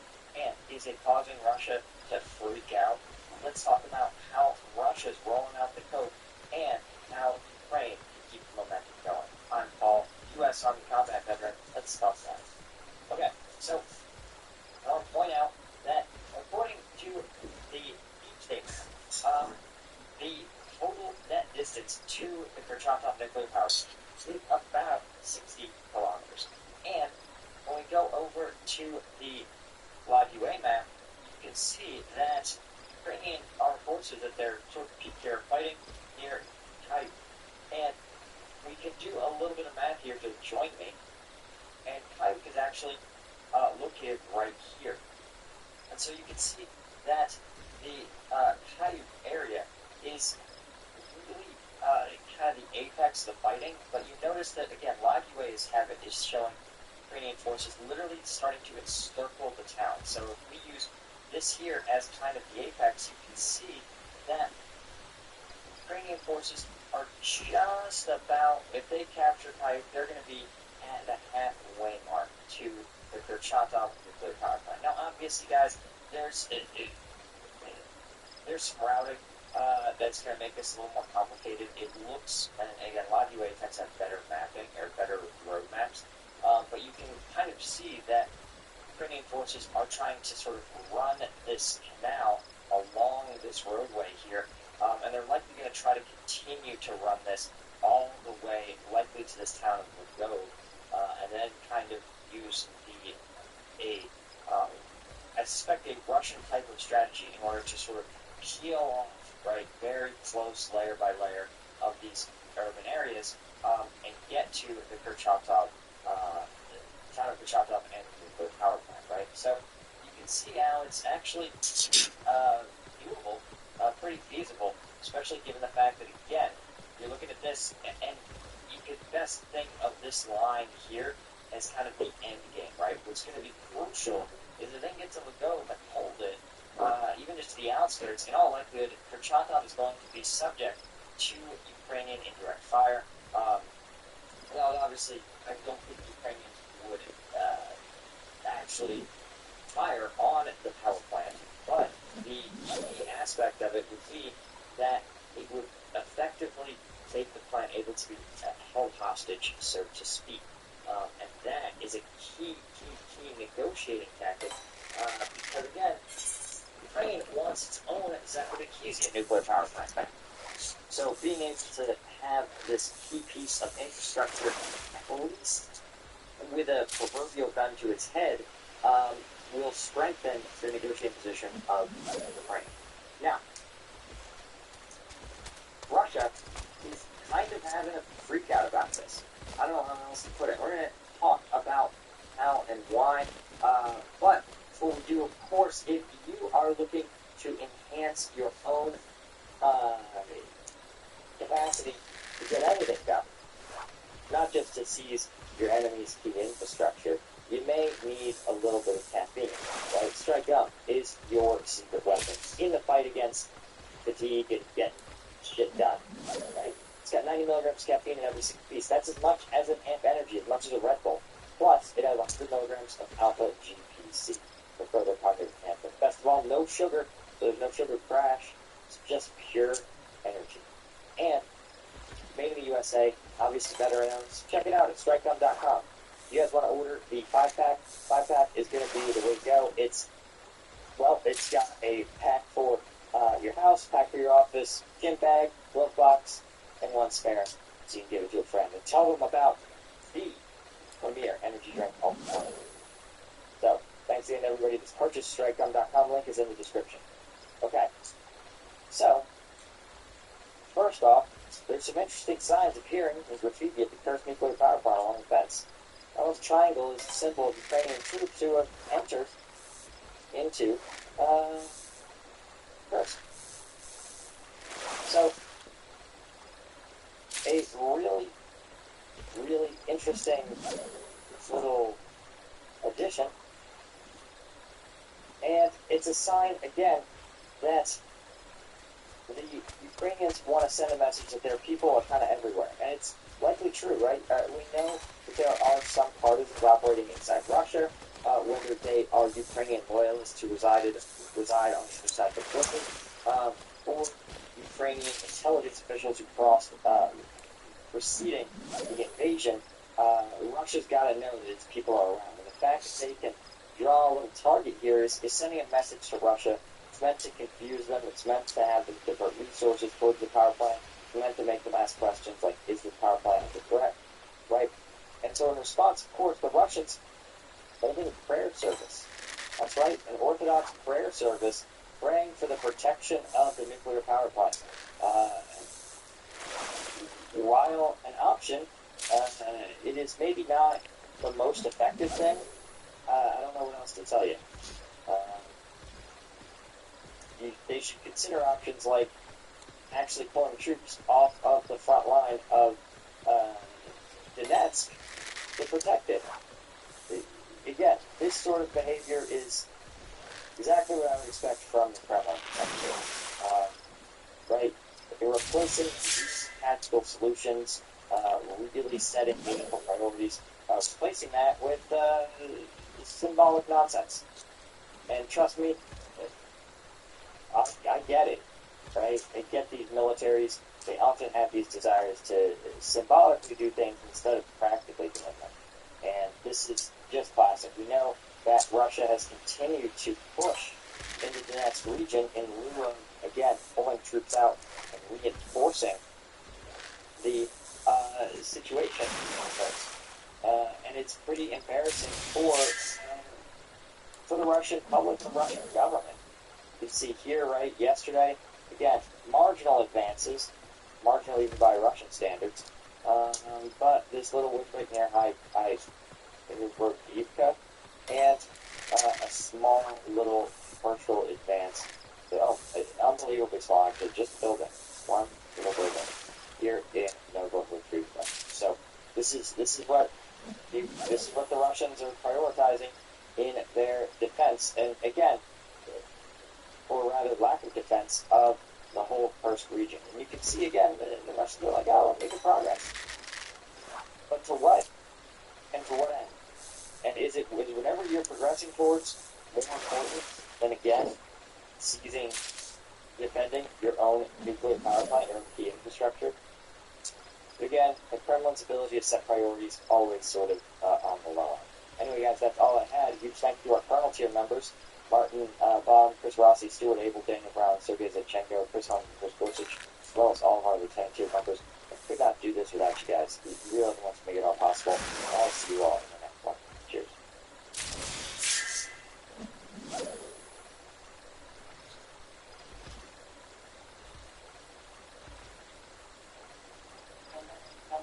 I'm Francis Sternley, and this is Ukraine, the latest.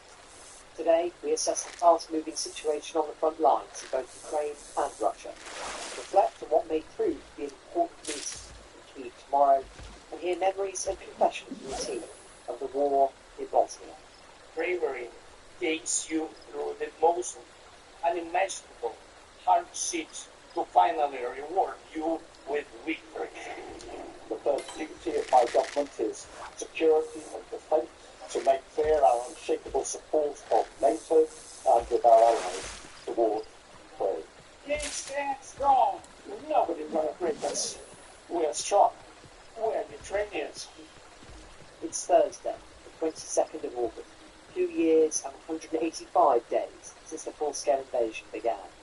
Today I'm joined by our Associate Editor of Defence, Dominic Nichols, and former tank commander, chemical weapons expert, Hamish de Gordon. I started by asking Dom the latest updates from the battlefields of Ukraine and Russia. Let's start, as we have done for the last couple of weeks, inside Russia. First Oblast, the Ukrainian offensive action there still continuing. Marginal advances, they are small, but that's what we've been reporting about Russia in the east, and that's still that's notable.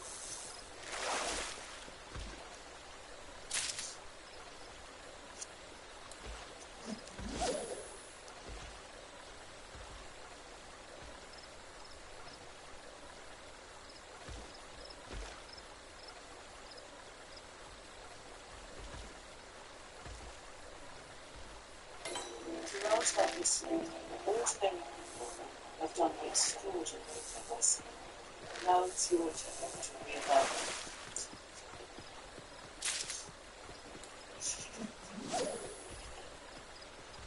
Oh, yeah!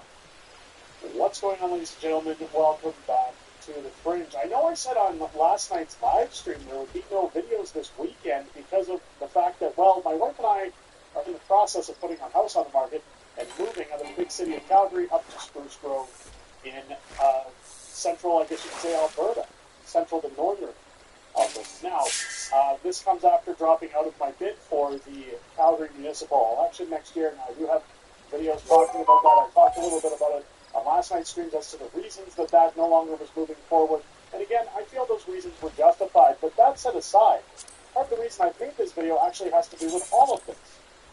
Well, kind of. It also has to do with what I do for a living outside of YouTube. So with that, ladies and gentlemen, let's talk about this video's sponsor, Unacceptable Fringe Books. Unacceptable Fringe Books has something new and exciting to share with each and every one of you.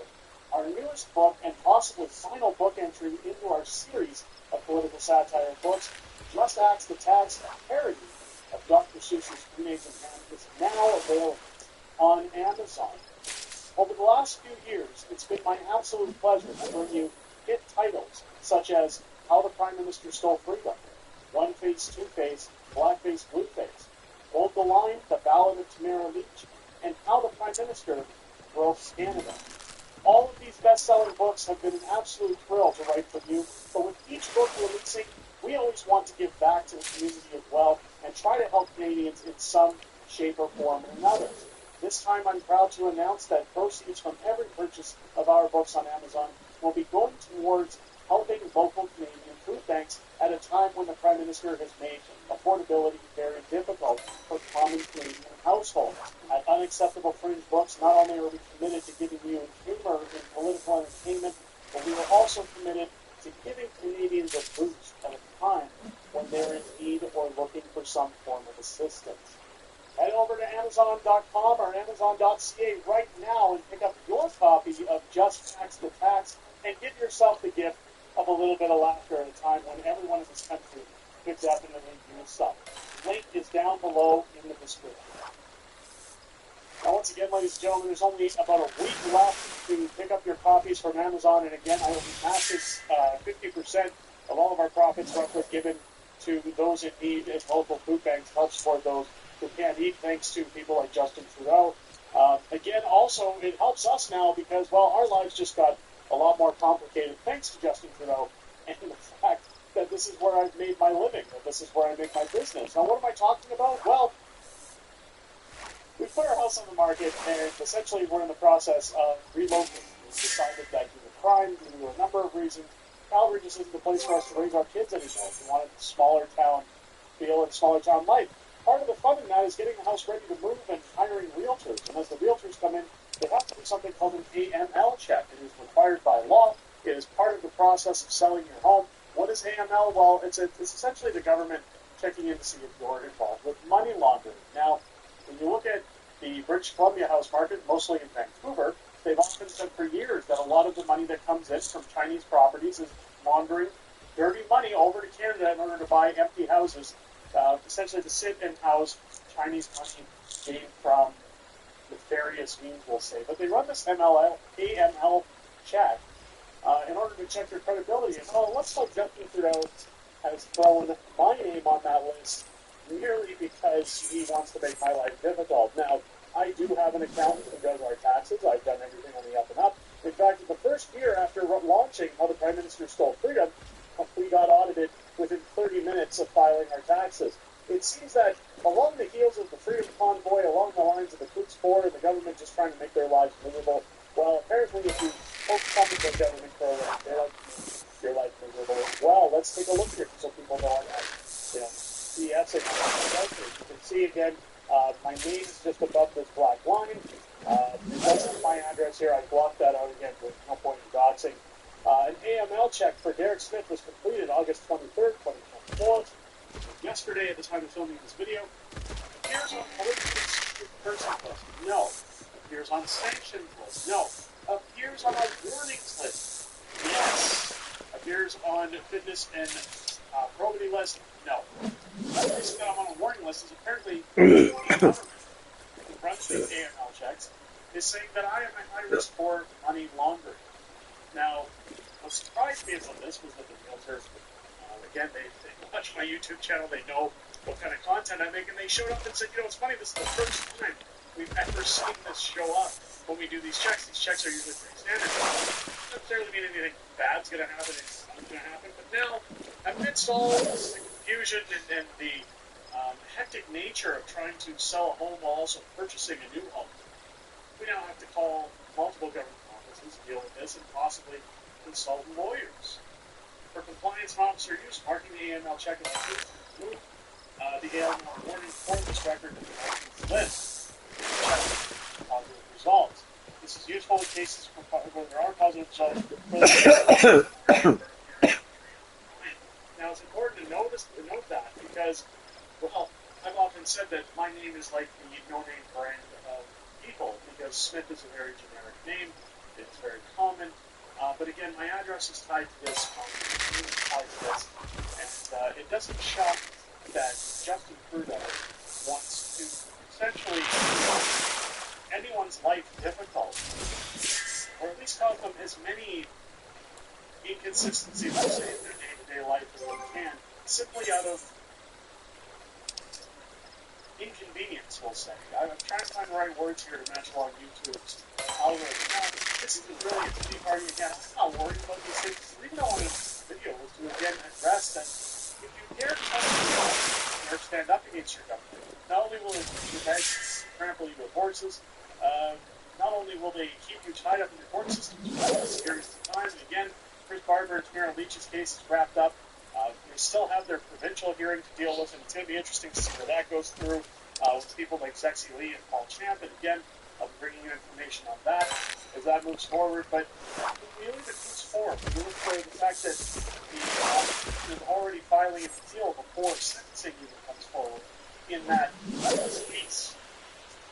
This shows you just how much the government dislikes anybody who wants to stand up and make a mockery of them, question them, stand up for the Charter of Rights, stand up for what citizens have a right to say in this country. They're weird. It's like they're weird. Many people have praised them for coffee table for when people come over, for stuck them into public libraries for people to read. I have many libraries on my lists that show that they've ordered those books for their shelves, and people who have said they found them in it.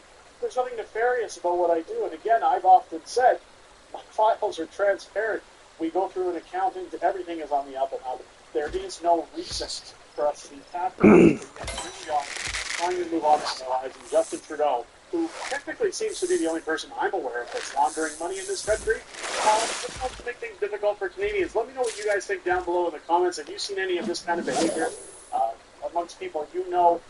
Do you believe that this is because of what I do for a living? Do you believe that there's a chance that this isn't legitimate? Let me know what you or not legitimate, but that it may be a different Derek Smith who's caught up in this. Let me know what your thoughts are down below in the comments. Again, if you haven't picked up our books yet, head over to Amazon. Some of them are on sale right now. Pick up your copy.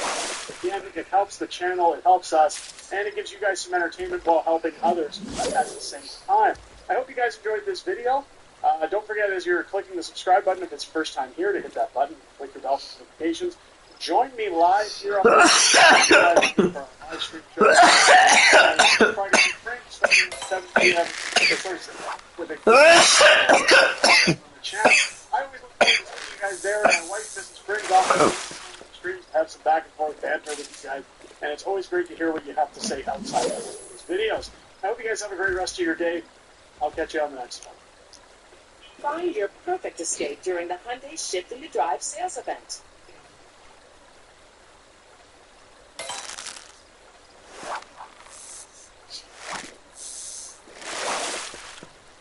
People that actually say Ottawa spends too little, last year it was about the sixth person of Canadians. So when we hear Justin Trudeau, he's spending that money so that Canadians don't have to, and Canadians are not really about that.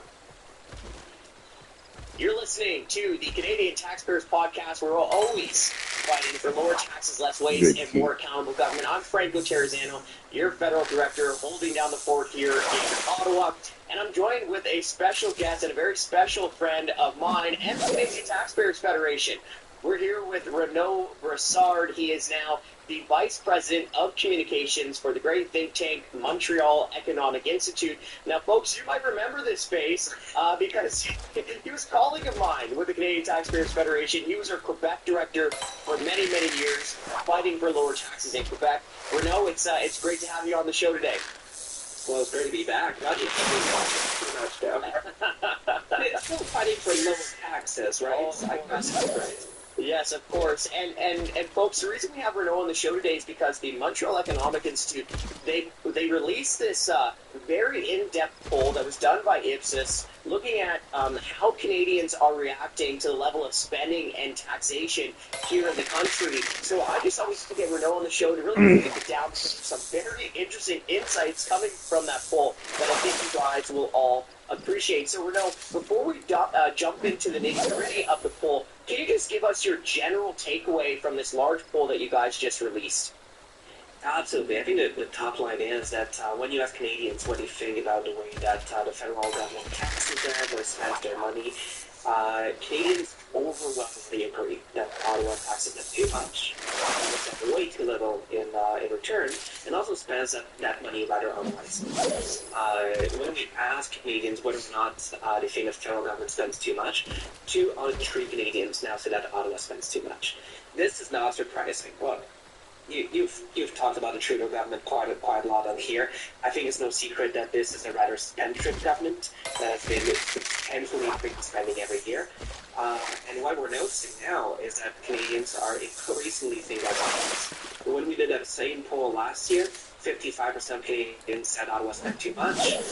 This year, 63%, and I won't be surprised that if we do the same poll next year, it's going to be even further up. Yeah, so let me just repeat that, right, folks, because 63% of Canadians said the federal government spends too much money. So that's two-thirds, and that's an overwhelming majority when you consider all of these natures. And let's be clear here, most people that did not say that Ottawa spends too much didn't say that Ottawa spends too little. That's the even smaller share of the pie. People that actually say Ottawa spends too little, last year, it was about 6% of Canadians. So when we hear Justin Trudeau go out and say that he's spending money so that Canadians don't have to, we'll be buying that. Like, we know that we've got taxes that are going to have to pay up for that. We just had a recent tax hike, a capital gains tax hike, so people are clearly feeling the pinch. Yeah, okay, so let's build off of that. So 63% say the Fed spent too much. I remember Budget 2023, you had our finance minister, Chrystia Freeland, saying, don't worry, folks, we'll find like $15 billion of savings. And then Budget 2024 comes, spending by more than $30 billion. So, Renaud, what I like to say, if you're increasing spending by $30 billion in 1 year, you're saving money wrong. Now, Renaud, you also mentioned this capital gains tax increase that just happened. Well, why don't you dive into some of the whole numbers around that? Absolutely. So I think a lot of Canadians are the Liberal narrative on this, because the Liberal government's been saying that this was only a tax hike on the ultra wealthy, that barely anybody would ever have to pay for this. So there's a lot more Canadians that fall under Ottawa's definition of ultra wealthy than just the private jet class, essentially. There's a lot of people that have chosen different vehicles for their retirement, of putting everything in a retirement fund with stocks, bonds, or mutual funds that they can sell off progressively. Some people have elected to invest it in an investment property like a duplex. Something where, you might be renting the top floor, living in the bottom floor, and people are seeing that these types of investments are being affected by the capital gains tax hike. Now, let's be clear, somebody that owns a duplex is not necessarily somebody that is not going to have enough to feed their family because of this tax. They're also not people that are jet-setting around the world in private jets. And that's, so people are seeing that. Like Trudeau and the bureaucrats that are jet-setting around the world with our tax dollars.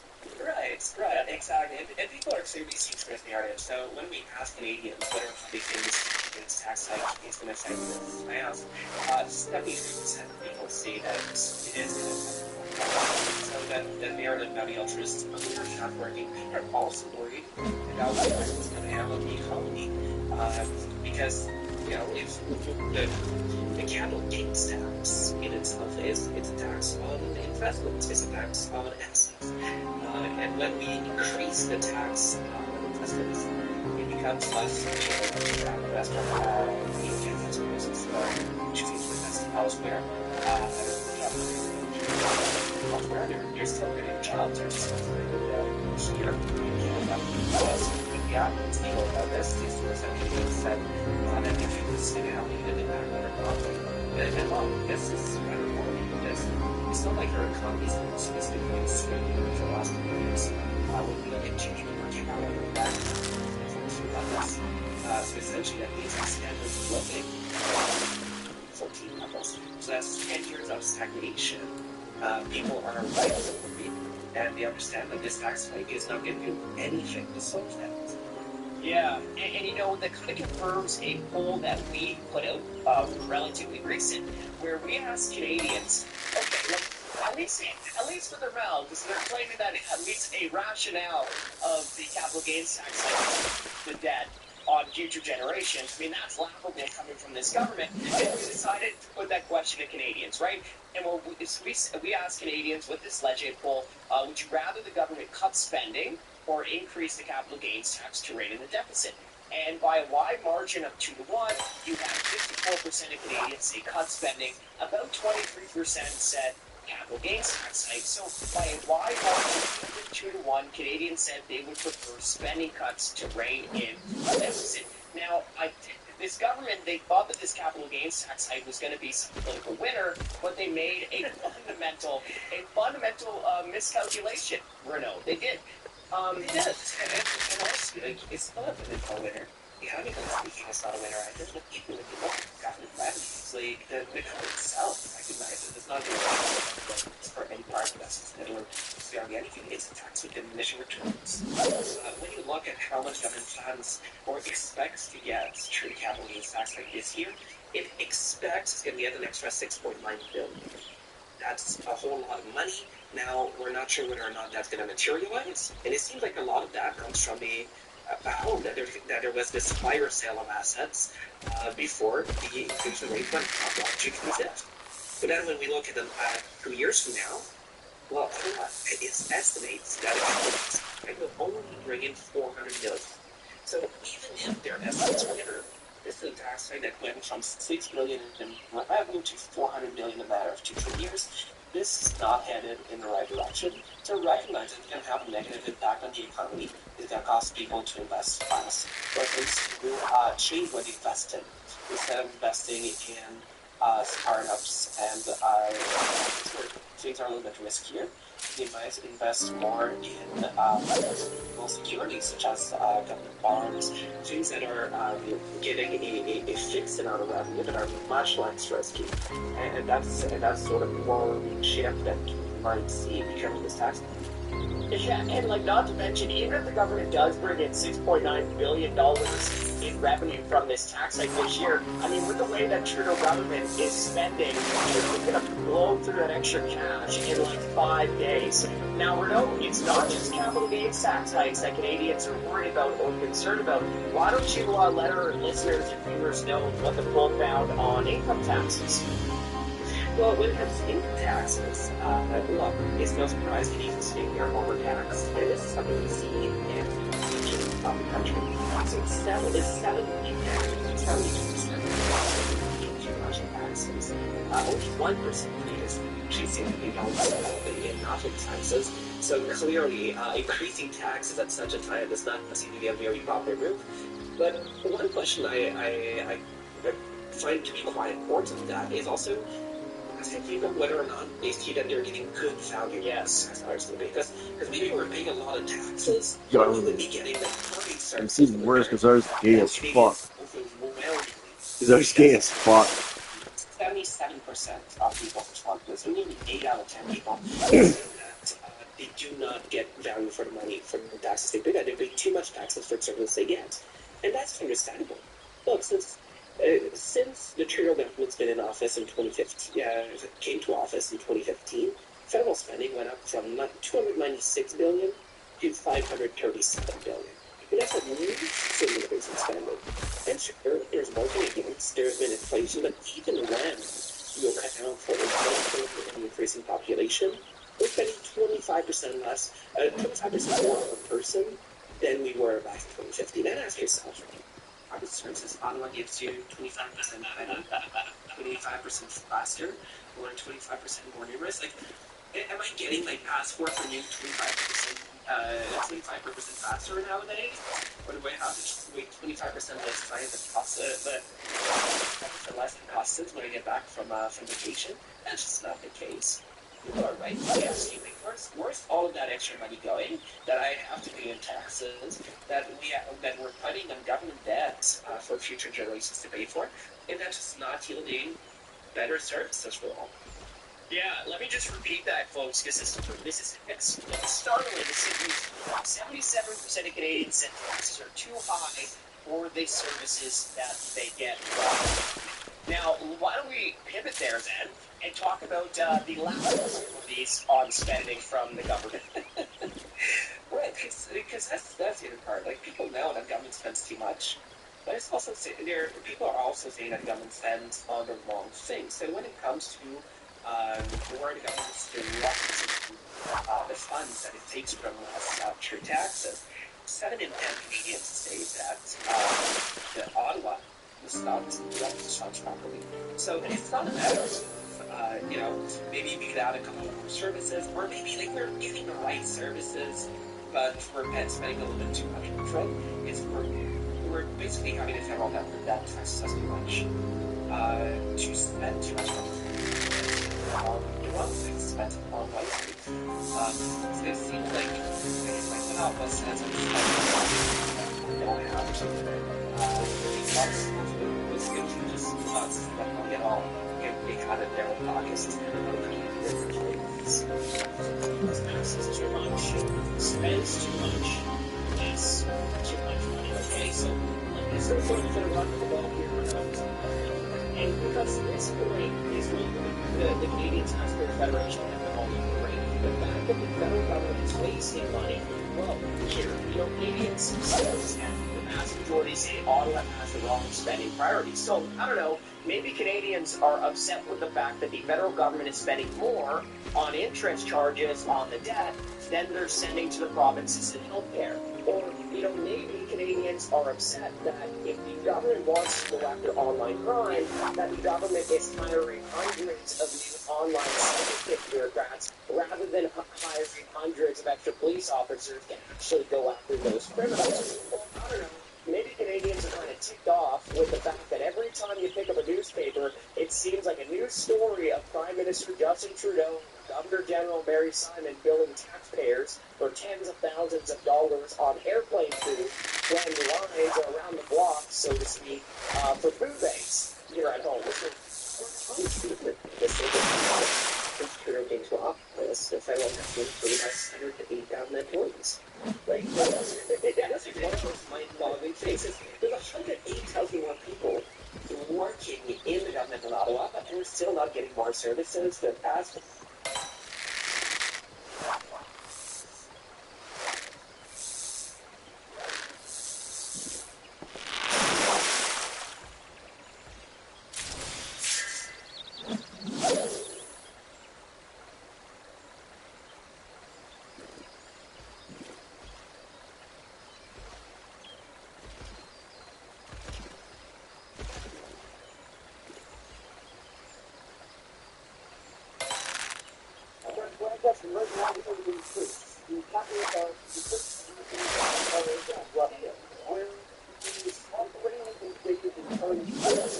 Russia has happened. Many people have lost their homes. Civilians have been killed. There's a report saying there's foreign soldiers on the ground on Russian territory with foreign weapons. And that Ukrainian officials have killed civilians purposely. We're here at a refugee center where Russian forces, Russian government have evacuated many civilians from this large area that is under control of Ukrainian forces right now. And we're investigating this, talking to people like that about what happened there and what had happened there. This is getting eyewitness accounts of real facts. Like, share, subscribe, I'm going to do this.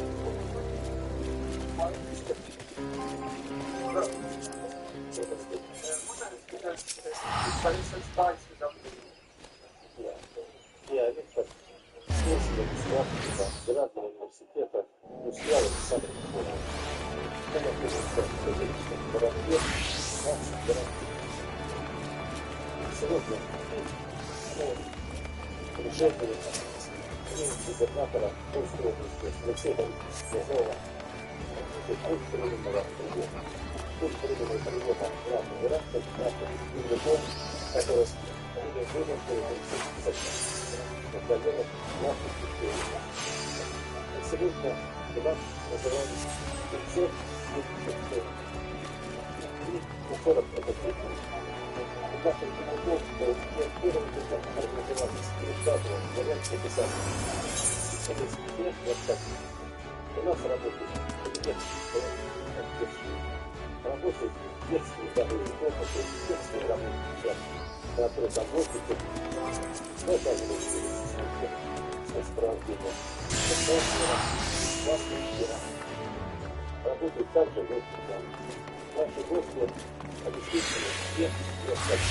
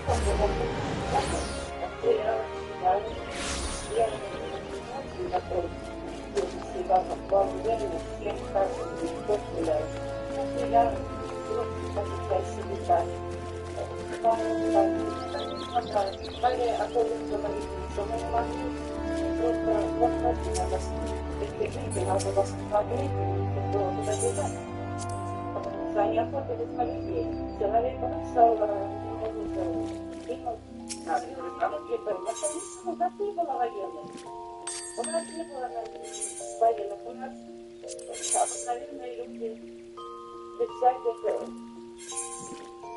Больше они не думал, ну, как можно все думать, если вот мы стояли, не болели, с палочками, как можно подумать, что мы какие-то военные.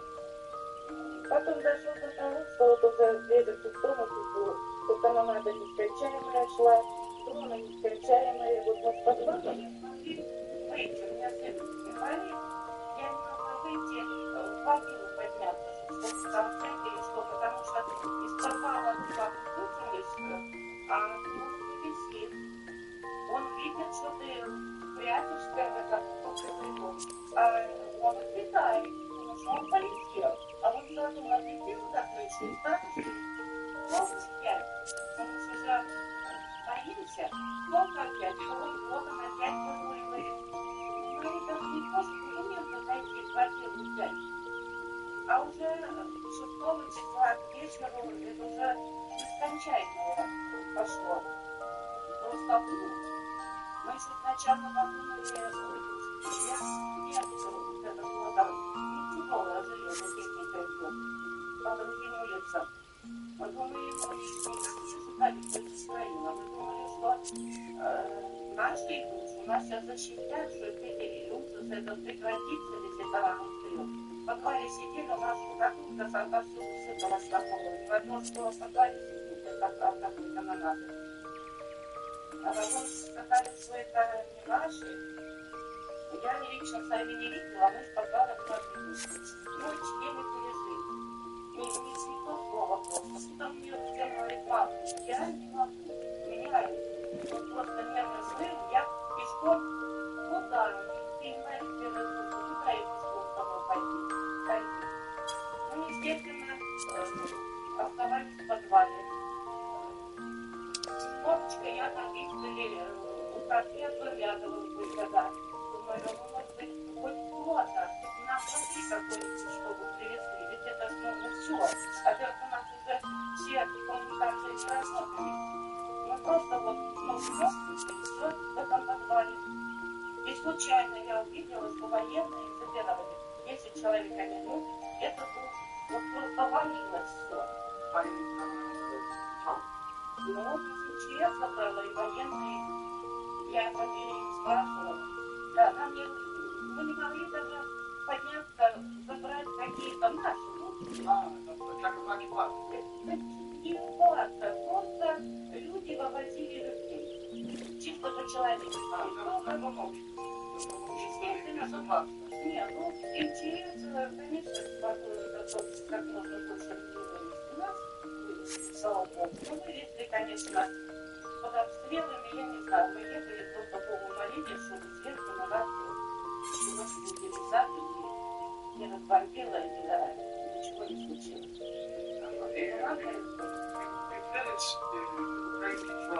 Конечно.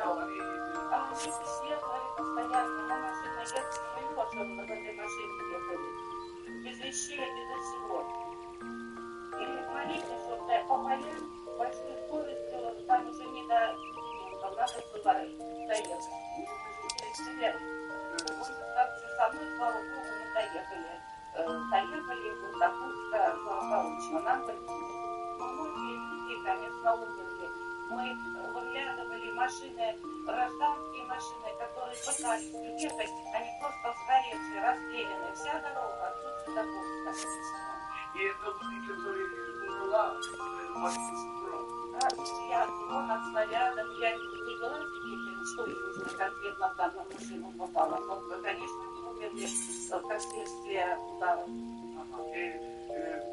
Ты сказала, это момент войны не так, только... Уже машина более такие не уехали, там уже никого таких не было. Вот чего ты говоришь, что в столях творчесть не может из дома выйти. И по ним стреляют. И как ты, почему вы Потому что это террорист.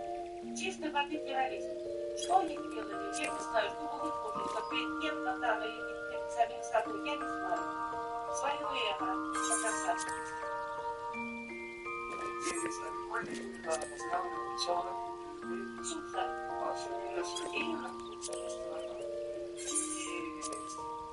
Они оставили просто людей без всего. И причем тут люди? Я не понимаю. И сейчас начали есть несколько солдат. Если бы мы поговорили несколько слов, что бы мы хотели сказать за это солдат? Едьте домой, своим семьям, своим родным. И не нужно это уничтожать людей, простых людей. Это неправильно просто. Мир должен быть людей. Зачем? Убить жизни других и своих. Зачем? Это лицемерие.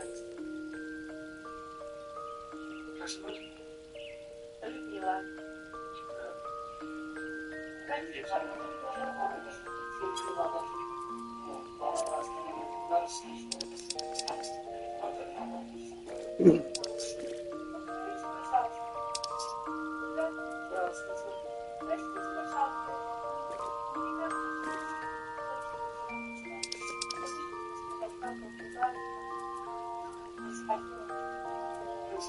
Что был, как это было?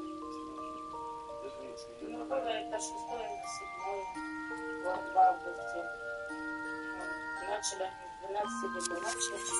А вот все летать, все стрелять. Ну, всю ночь просветывались, слышали телевизор, что так пошумело, как бы здесь.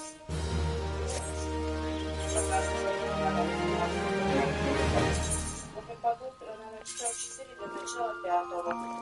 Слышим уже все, как бы сильно такой прилет от штрафа у нас. Но мы поднимаемся к детей, чтобы у нас находилось.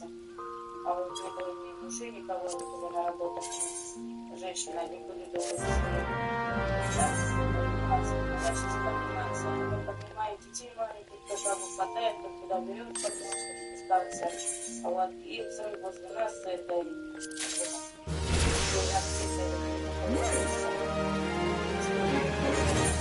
посыпались осколки, все у нас, конечно, дома посыпались и окна, и раз повылетали, и все, даже полы,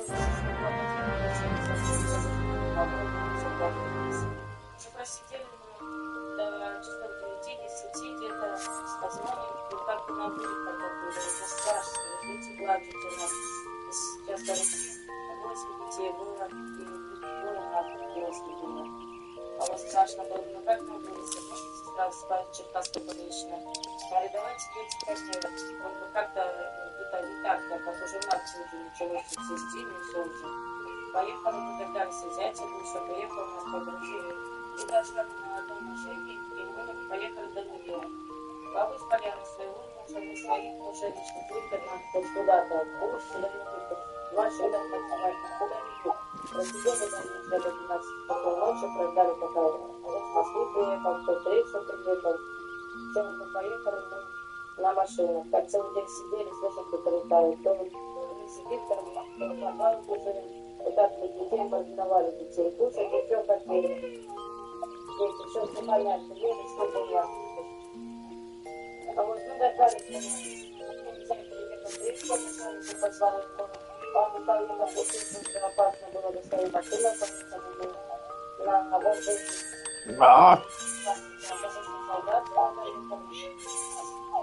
Вот, доехали мы домой до Солдатского, а младшая сестра там, а младшая сестра поехала на машине обычная уже, вот тоже ребенок. Она как маленький ребенок или старший ребенок. Ребенок в той машине обычной, и средняя села с трехлетним мальчиком, и сестра своих 2,7 с мужем. Вот поехали на обычную, мы уже взрослые так. И племянница строила вот племянника, и старший ребенок подростковый был, может побольше, но мы поедем на газеле, потому что как-то был прикровочный, все равно страшно было. Ну, тихо, пока не тихо, папа не писать. Мы стали только выезжать по поручному бегу, и слышим такие громкости, что сзади. Вот тут впереди там больничная видно, она не видна сзади, там сзади на краю газели. Думали направо, чтобы направо побыстрее такой подальше. И слышим тут сзади как-то по мне такой удар. А я не поняла, почему у меня сзади не остановился. Она слева, все выехала, почему позвали, что они стали. Господи, дурачок, что такое? Мы думали, что не боялись, что как-то давить, как вокруг, это там поехали, полетели все автобусы, ему вот мы понравились. Солдатского, полетели начальники машины, ну, опять солдатского, а вот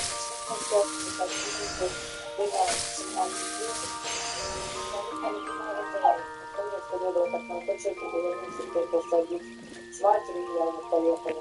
Ну, только когда ехали, я до улицы было туда, что-то, говорит, оператор, кто попал, доехали на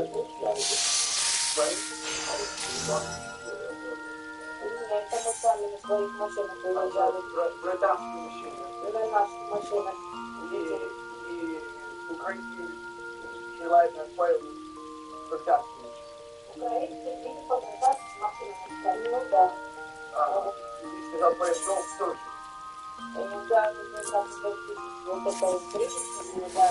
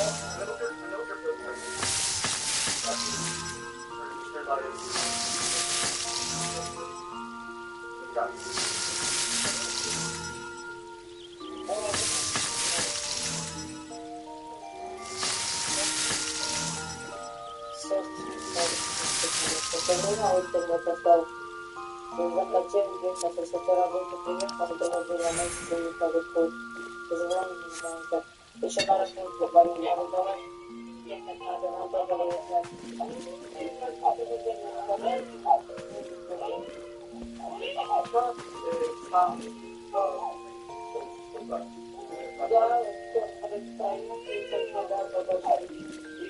действительно крупно говорит, это украинский солдат, Рафаэль говорит, что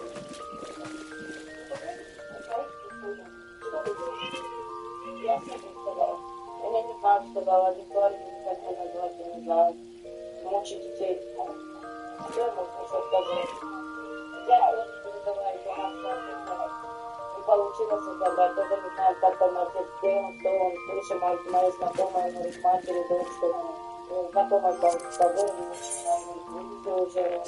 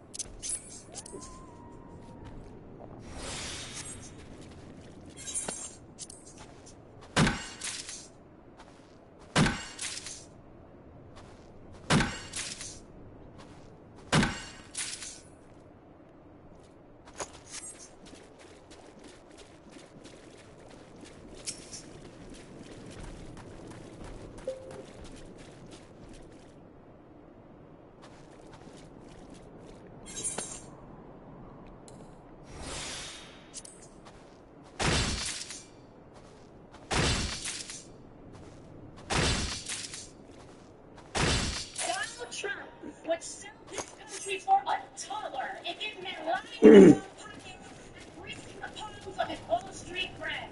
Now, I like this speech from AOC. AOC, one, as a waitress and a bartender, and I'm a congressperson, goods in public. Look at this speech and just, I wonder to which policies she is pertaining and referring with the claims that America will improve. And remember, they're getting difficult for that. But when you watch all of this kind of righteousness, you know, this is the party that's in government right now. Like, they're in government right now. Now. But, like, it's like sort of, isn't it like a kind of thing you would offer to a bewildered, lost, and weary lover? Oh, change. I promise you, I'll change. Why don't you change now? Change now. You're in government right now. You can be doing this up now if you wanted to, if you were serious about it. Ever since I got elected, Republicans have attacked me by saying that I should go back to bartending. Let me tell you, I'm happy to. Any day of the week, there's nothing wrong with working for a living.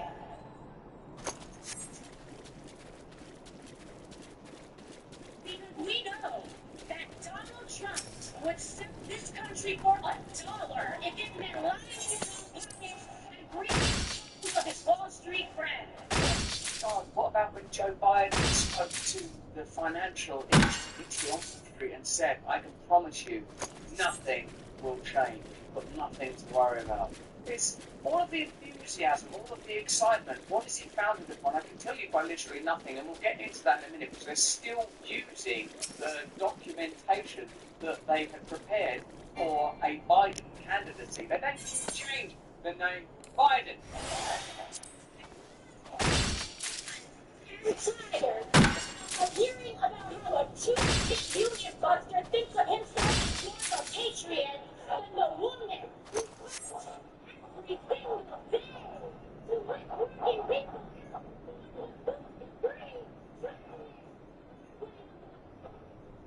Now let's get into this. The harsh facts of the matter. There are no policies. CNN here, just come on a journey with me, where CNN, under the tutelage and stewardship of Jake Tapper, discuss how Joe Biden's policies are still present in the documentation that accompanies Kamala's candidacy. Why? Because it's better than it's made. Why? It's better that no commitment has to be made. Why? Because this entire election is fought on the basis of obfuscation. Like, what action are you voting for? As this convention demonstrates, it's just more than an attempt to engender certain emotion, just to whoop up a storm of meaningless enthusiasm. And that sense that you have got, that understanding that you have, that there's nothing there, that the Emperor is not only naked but also scabied, is now demonstrably true on the basis of this discussion. Have a look at this, pay close attention. David Chalian, President Biden dropped out of the race a month and a day ago. You wouldn't know that if you read the Democratic platform, because it repeatedly refers to President Biden's second term. There are roughly 19 or 20 mentions of President Biden's second term. They've had a month and a day to update it. Why haven't they? Yeah, there won't be one of those Biden's second term. We know that. And you know, listen, the platform was largely the draft and put in place and voted on earlier this summer.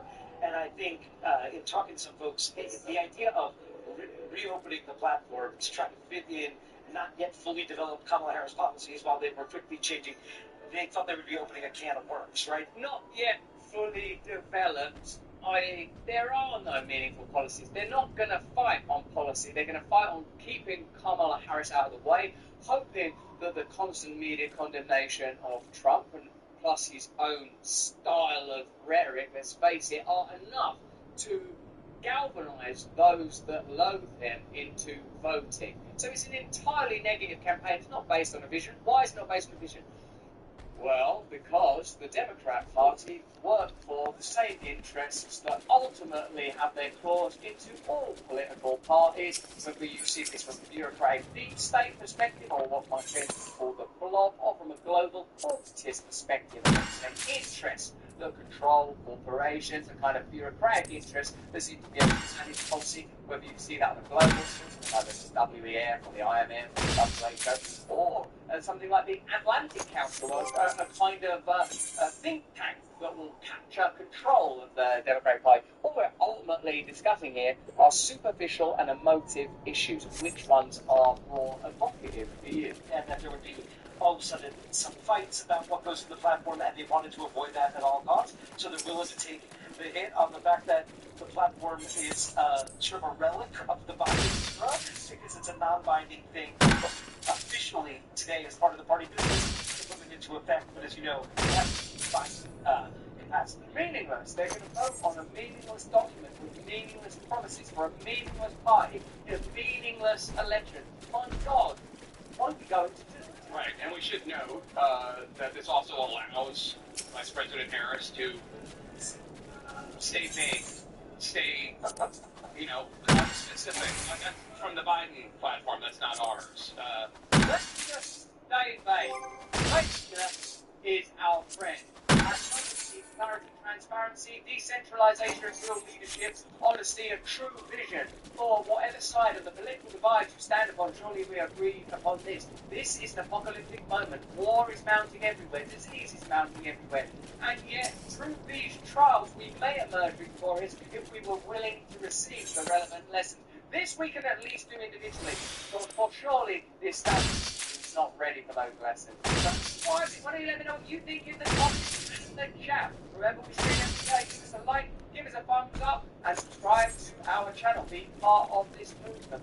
We can't continue to bring you this beautiful content without the support of our partners. Hey, this is exciting. We've got a great partner today. It's Rumble. But beyond Rumble, it's Rumble's latest venture. Let's ask you first, are you a Sleepy Joe type character with zero cognitive performance, struggling to focus and brain power for basic things like running the United States of America? You've got to stop drinking woke liberal coffee that hates you in your way of life and start your day by drinking Rumble's very own 1775 coffee. This is going to be the best tasting coffee you've ever had. Seriously good, ethically sourced from the family farm in the high altitude mountains of Bolivia. The Bolivian lowlands run not by a family, by a single man, still with a pet. No, instead of waking up and drinking corporation-owned woke ideology coffee that's probably making you sick from the pesticide and spraying with tribe. Rumble.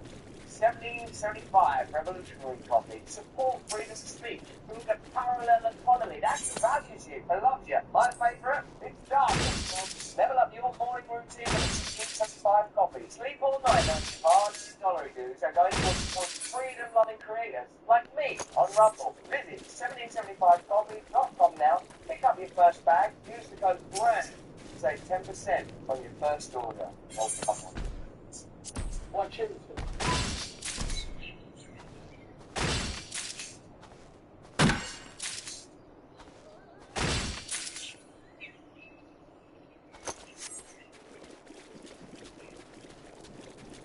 Hey, thanks for watching. If you want to see more uncensored content where free speech can flourish, join our live stream. Click the link right here to watch the next video if you want to, or become a member of a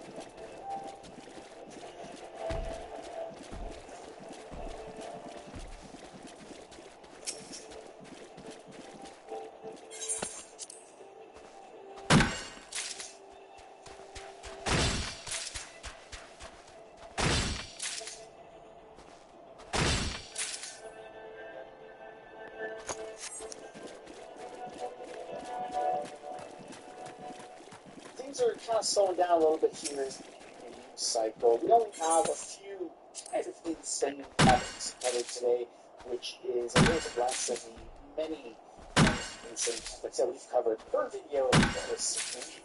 We have a truck that has flown off a bridge here in Canada. It seems like that bridge driver has died. Then you have a man who is just about to be deported, and then a very fine detail sicked him, so he's not getting deported here in Canada. You also have some great stuff that's coming out about America, and then we have more talk about, more information on surface about that attempted kidnapping that happened in the Vaughan Mall parking lot just the other day. Welcome back to the channel. Welcome back to another video, everybody. Before we get into it, don't forget to smash that like button, subscribe to the channel. It does really help the channel. And without further ado, let's get into it. Let's take a look at the polls to start off. Pierre Poilievre and the Conservative Party are still sitting at 209 projected seats, bottom line 178, top end of 233, and Justin Trudeau and Liberals are sitting at 75 projected seats. 99% like across the board for the Conservatives and for a majority government. So the polls are looking quite favorable still right there. Mainstream media actually acknowledges that, which is a very important detail because Justin Trudeau has just set off for their Liberal cabinet retreat out in Halifax, and that's normally where they do a lot of cabinet shuffling. They did it this time last year. They're going to do it again right now. It's not really too much because they are so far behind. Liberals are so much behind in the polls. But nonetheless, we're going to explore about all of these stories and much more in this video. Starting off with a little bit of international news. Breaking: British boy who waved an English flag outside of an Islamic center has been jailed. UK is following. No doubt. That's absolutely insane. Apparently, America is calling the fact that burning an American flag is patriotic. That's what they're calling it on CNN, which is absolutely insane. But yeah, I'm not surprised that that's what CNN is saying.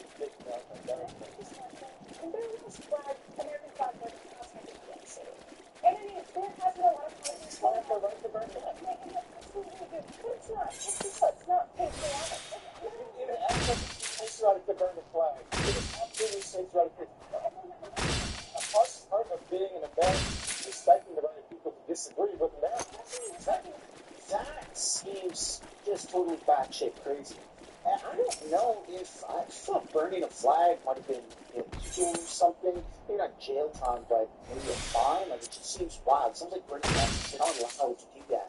So I don't know why people are burning flags. Also, go fuck yourself if you're, especially if you immigrated there and you're burning that country's flag. It doesn't make any sense at all. But hey, that's the state of Democrats in America. In other news, you have Donald Trump, who's making fun of Kamala. Speaking of this.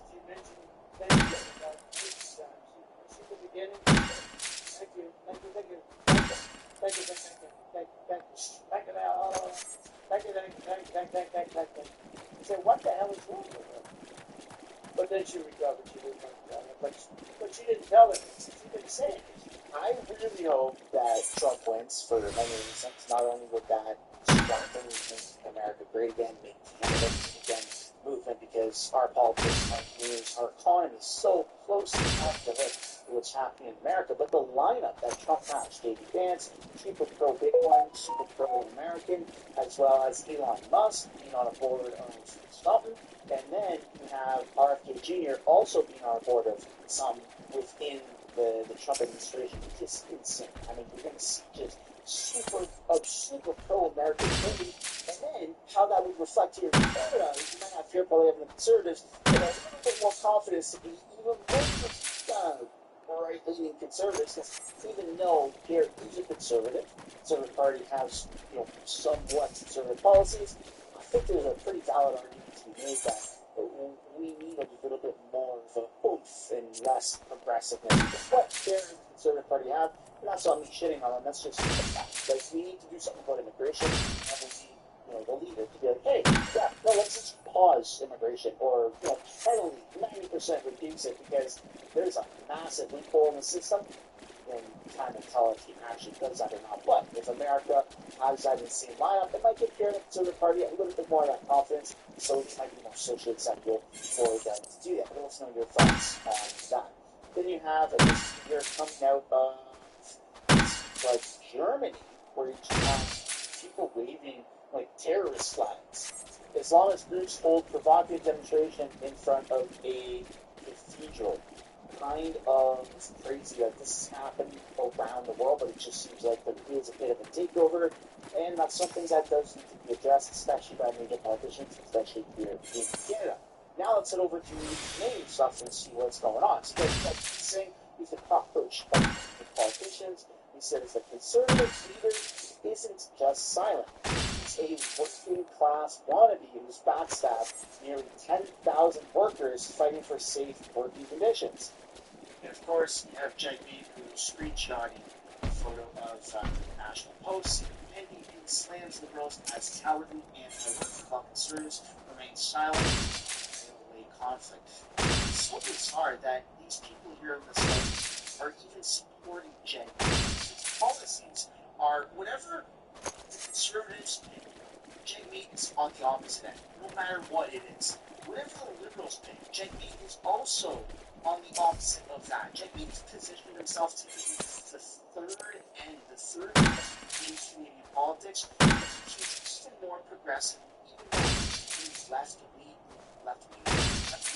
than what Justin Trudeau is. He kind of fights to see who can be more radical. It's just so bizarre. It's such a weird person. The fact that anyone supports the federal NDP at all, they say that in the South. Anyways, we're going to have to see how things work out for Jake Mead. There's no chance of him winning at all. Which, at least in America, RFK Jr. had the awareness to go, yeah, I'm not going to win. I'm, against Democrats. I'm not exactly for Trump. But he dropped that. He dropped his ego. And he said, you know what? I'm going to team up with Trump because that way we can actually make an impact. He's less divisive in the country and unite people. That, but he's kind of already done that with Justin Trudeau. He's not much. But obviously, it's social media.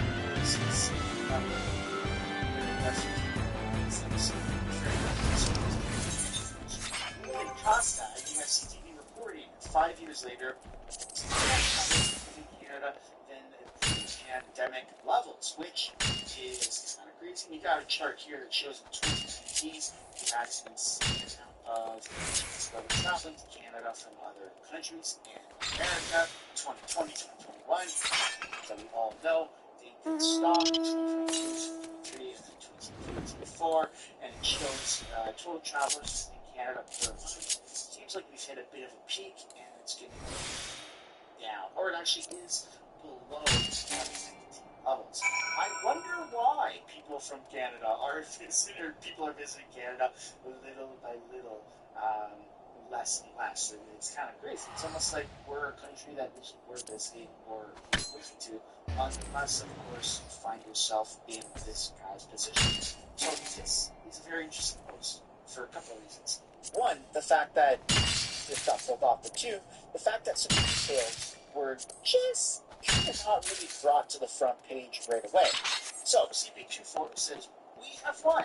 Kenyan man grants temporary residency day before deportation order.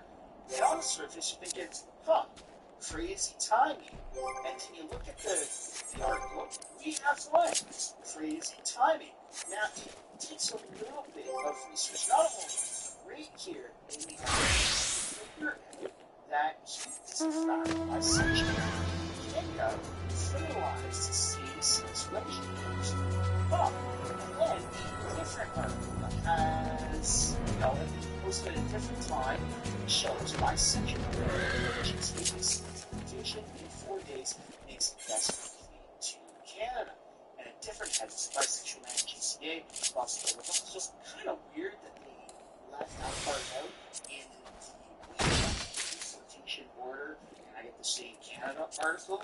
Very, very bizarre, but for those you can see this out in Canada if you're bracket umbrella of LGBTQ+. And in fact, there have been Indian immigration,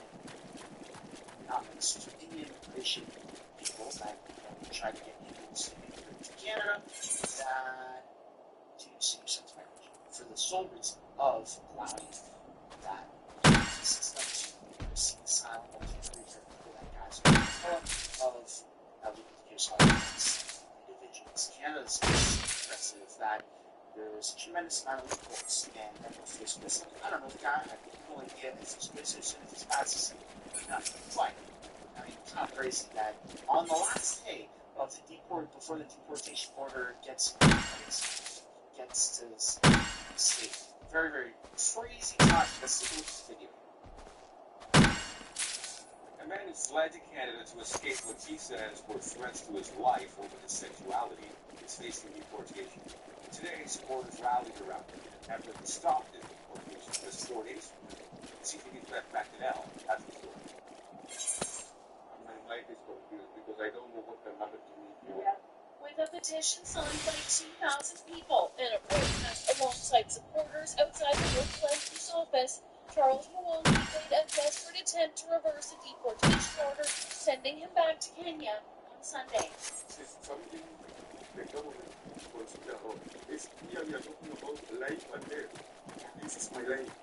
48-year-old father of 3 is bisexual. He claimed asylum in 2019 to work on the front lines of the pandemic as CSW, cook, and cleaner, making Jaden Finch Black Creek neighborhood his home. While he fears persecution by his local community if he returns. We all believe Canada is a safe haven for everything. But when you come here, things have come open. I don't know how I can explain the sexuality to it. Mwangi's housemate, Reverend Susan Karanja, says over the years she has watched him work hard to support his family in Kenya and Canada secretly. It makes sense. It can be a hard story if it's true. And I'm not here to say that it's true. I'm not here to say that it's true. I'm just saying that there's been holes in the system where not necessarily this individual has abuse in this that does need to be addressed. But if everything checks out and he is indeed a good citizen and is bisexual, then yeah, congrats, you have won.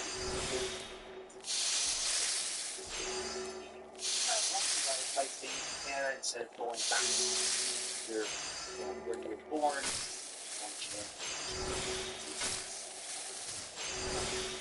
But it is something that does need to be addressed because it is definitely not but also point out the fact that there are people on TikTok that literally show how to abuse the system. It's thousands, soon to probably be hundreds of thousands. But moving on to a little bit more serious news, you have this video here where a person, a woman, was in broad daylight. There was an attempted kidnapping in a Vaughan Mills shopping mall.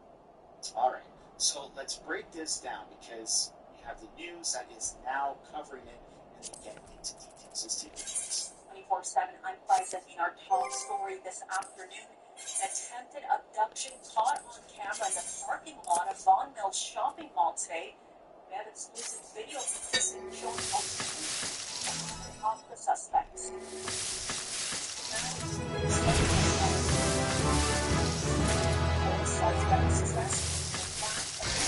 Try and pry away from a car. It happened today just after noon. Initially, York police laughed upon this as attempted carjacking, but has since told us the suspects were trying to abduct the woman. City News has spoken with witnesses in the area who saw the entire situation unfolding.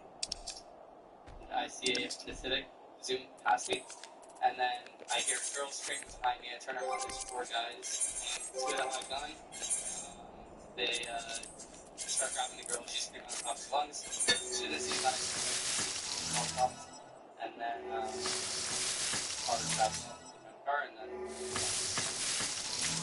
Just terrifying concern element for those 4 suspects. Previously in that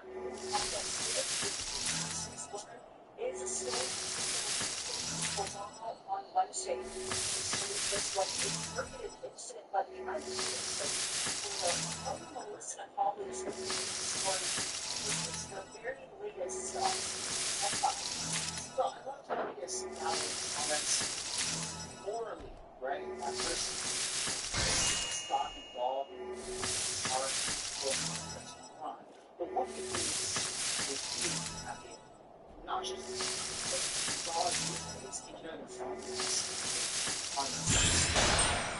for citizens if you actually get involved, not in terms of vigilante, but I mean, come on.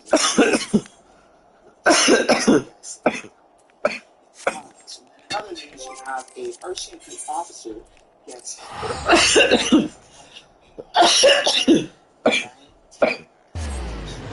let me know if you guys think that that's the appropriate punishment for the crime. And then also in the news, 2 women found dead in Etobicoke house, male relative wanted for murder. And it seems like crime is on the rise across the entire country. And then focus exactly what this is verified by St. John's. Rogers, Toronto Deputy Mayor Medina Fort York Councillor calls for Pat to regularize all undocumented immigrants or migrants. This is a call for citizenship for illegal immigrants and people border who are border to border. Scared of immigrants.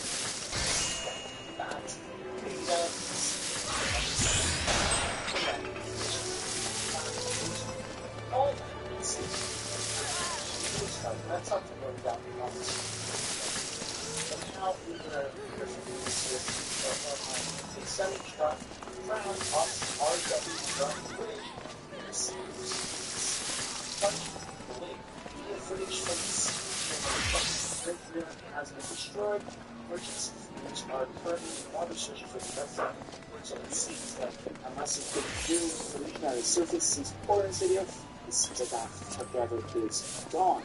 Let's take a look at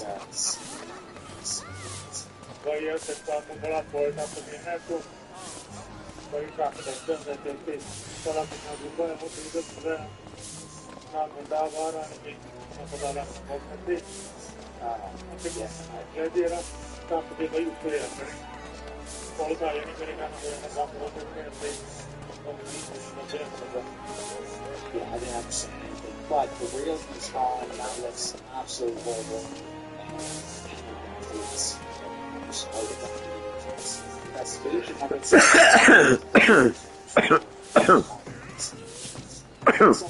storm clouds are still heavy along Liberals as cabinet meets for retreat from Halifax. Prime Minister Justin Trudeau will kick off a 3-day cabinet retreat in Halifax on Sunday, where the themes are fairness and Canada-U.S. relations. But the June are all in the A year ago in Charlestown, the cabinet went on its fatal post-summer retreat in massive time shuffle that proceeded, it would give free life to the government. Clearly, they did not. Trudeau and his team are far from necessarily supposed that if they were on a running track, they would be laughed on that. The election just about a year away, finally, the cover is growing shorter by the day. So it's a very, very interesting to see what comes out of this capital retreat. All like what do you think she got for she ends up in a position, she's gonna push down the ladder. Trudeau doesn't seem like he's really going anywhere. It's made that very clear that he plans on going the entire distance until the next election. And he actually thinks somehow that he will be elected, but also Jagmeet thinks the same thing. And the only one who thinks that has any data in terms of that's actually possible is Pierre Poilievre. We'll have to wait and see how this works out. I think personally that there will be check out. We've got a lot of the people that were front runners that we saw answer questions in the House of Commons. When Trudeau is there, Trudeau doesn't take the question himself. Right? I think that they're going to shut those down, but give new management to the party. I just don't see how it's going to work. They've gone down this radical spiral that they just can't pull themselves out. If they did somehow rebrand themselves, they would have to go against so many of their talking points and what they stand for that their vote doesn't change so much with this kind of shuffle that they would just or they would just wow, okay, that's crazy, that's a drastic change. I do not if they would switch to a different party, perhaps some conservative party, but I don't see that happening. And also just seems like whatever they do isn't going to work. I don't think it's going to work. If there was like some sort of mathematical calculation to figure out what they could possibly do to make it work, I just don't think that there is an outcome where it's even possible now that we're a year and a bit away. But I'd love to hear you guys down below in the comments. And then to kind of conclude what's going on here, we have a video that is adding more context to this railway lockdown. Still off the job and holding the line here at headquarters. Meanwhile, CN Rail lifted its lockout Thursday night and workers were set to return to work, but instead issued a 72-hour strike notice warning they will be on the picket lines first thing Monday morning. Now on Thursday, Labour Minister Stephen Kent ordered the Dispute Canada's Industrial Relations Board to extend the terms of the collective agreement, the current collective agreement, and arbitrate a new one, something both CN Rail and CPKC had been asking the federal government to do. But the union isn't giving in. They're looking at the option of rotating strikes or even suing the Canadian government if Teamsters are forced back to work. Our legal advisor are looking at our options right now. We believe that the Supreme Court decision regarding our right to strike is constitutional right. Of course, we're going to have a strategy. Of course, we're going to coordinate with brother and sister unions. Of course, we're going to collaborate. So I can't give you the details, but the reality is there will be a plan in place.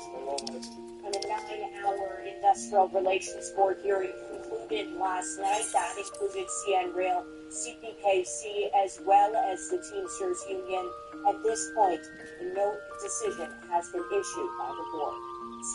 Yeah, and they have, the rail companies have come out and said that they're going on full strike as of Monday if there hasn't been a resolution. It just feels like there won't be a resolution since the Liberals are literally going on a retreat tomorrow.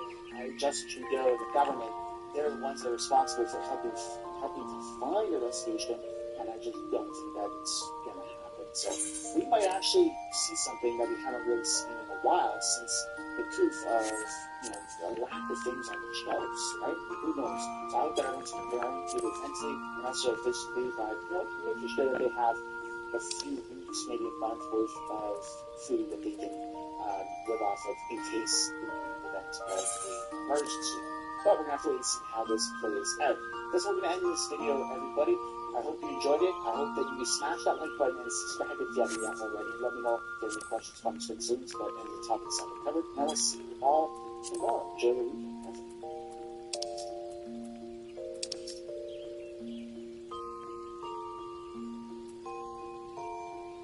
That's what George Street. Joining me now is best-selling author Douglas Murray. Douglas, the Democratic National Convention is underway, and we are told that Democrats are all about joy, but inside an outside the venue, it appears that the modern left is devoid of joy. There are violent protests from a range of activists outside in Chicago, and inside the convention, we've had plenty of vitriol, including President Biden's manic rant, where he repeated many debunked lies like this. When the president was asked what he thought had happened, Donald Trump said, I quote, "There are very fine people on both sides. My God." That is what he said and what he meant. That's what I realized. That's what's the admonition of my dead son. I could not stay in the sidelines.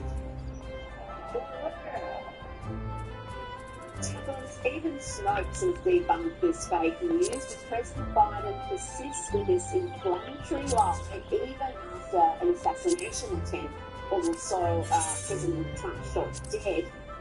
Why do the Democrats persist with this lie? Why are they so tied to this narrative? Absolutely, it's just one of a set of completely debunkable lies that just should have no place in politics. If you want to stop lying in politics, they should start by just not lying themselves. Joe Biden has been using this complete misquotation from what former President Trump said after the Charlottesville polling scenes there. 2017. He is kept using this claim that Donald Trump is fighting on both sides, as opposed to some of the people trying to defend statues in the area or find people. But Trump went on to say that there were those using neo-Nazis, white supremacists, and so on who were on the show that day. Joe Biden has had plenty of opportunity to correct himself, but he just doesn't. He's determined to stick to the narrative, and if you look at that very strange performance of his last night, it's the complete replica of performances he's done before. He talks about Charlottesville, he claims that Donald Trump praised the neo-Nazis, he then cites his late son, Beau, and it's as if Biden knows this will fire himself up, and he hopes will fire his supporters up. It's the same thing with the Democrats trying to claim that former President Trump refers to a bloodbath coming if he comes back, as opposed to a bloodbath in Georgia really.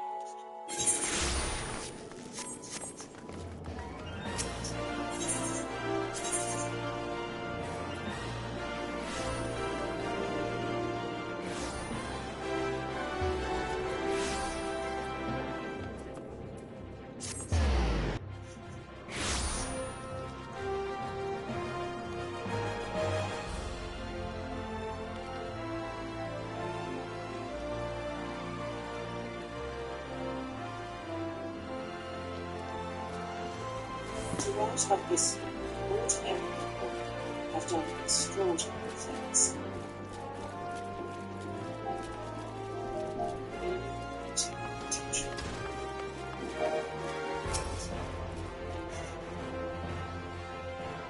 They inspired movements,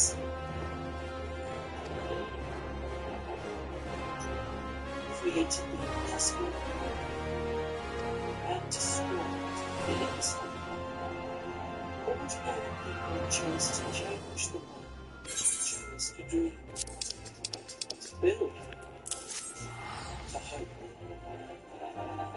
to always hope.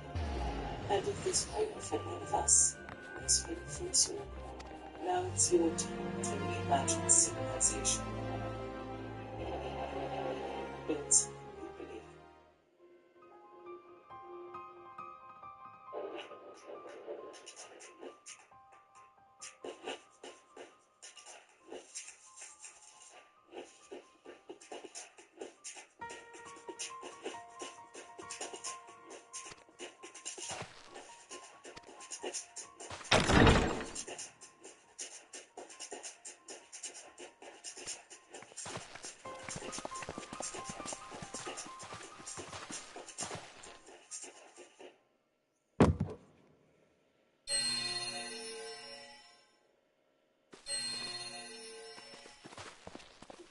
tell me every day that you could get it off the street in front of the bus shelter with a number that changes every 2 months.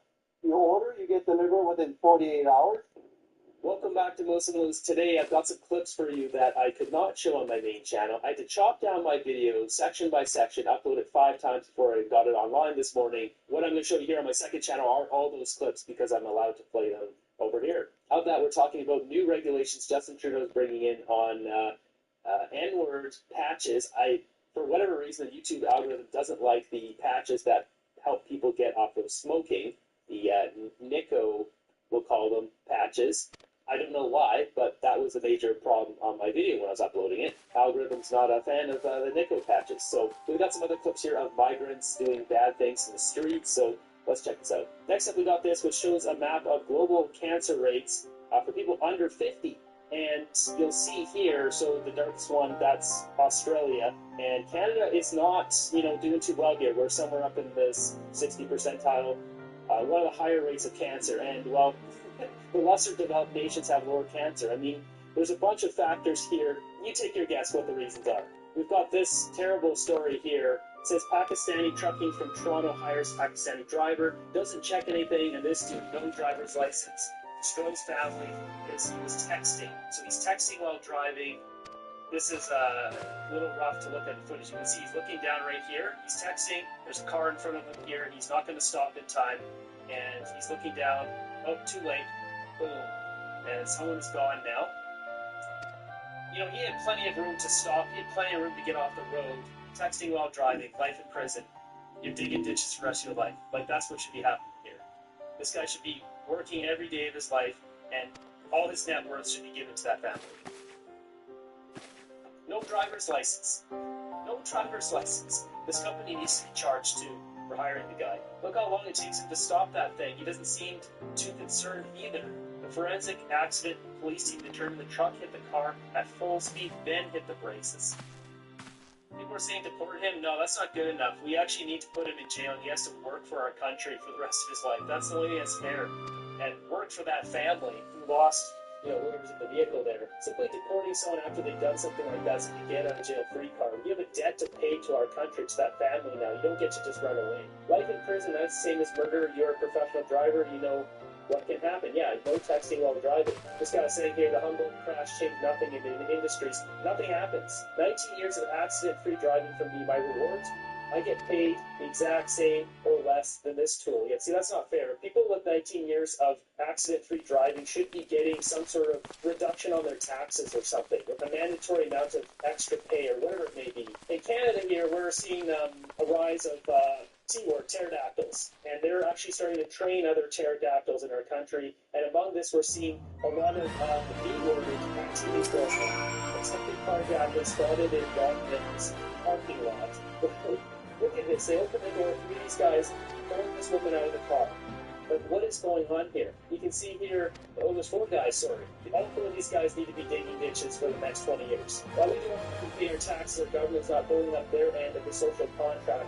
Why do we pay taxes again? Because the sad thing is the police in our country, some of them will work hard to catch these guys, but then they get out on bail. They're out house arrest. If I were in charge, these guys would get a minimum 5 to 10 years in jail. They would be building sewer systems, pick a city with building infrastructure, digging ditches, trail maintenance. They would have to do one of those things. And since these guys, the accident is so bad, they wouldn't get a nicer activity like trail maintenance. They would get the worst things like sewer work or digging ditches. That's what they would get. You'd get the worst of the worst based on crime you commit. We've got Anne saying here, no questions. 405 mistakes here.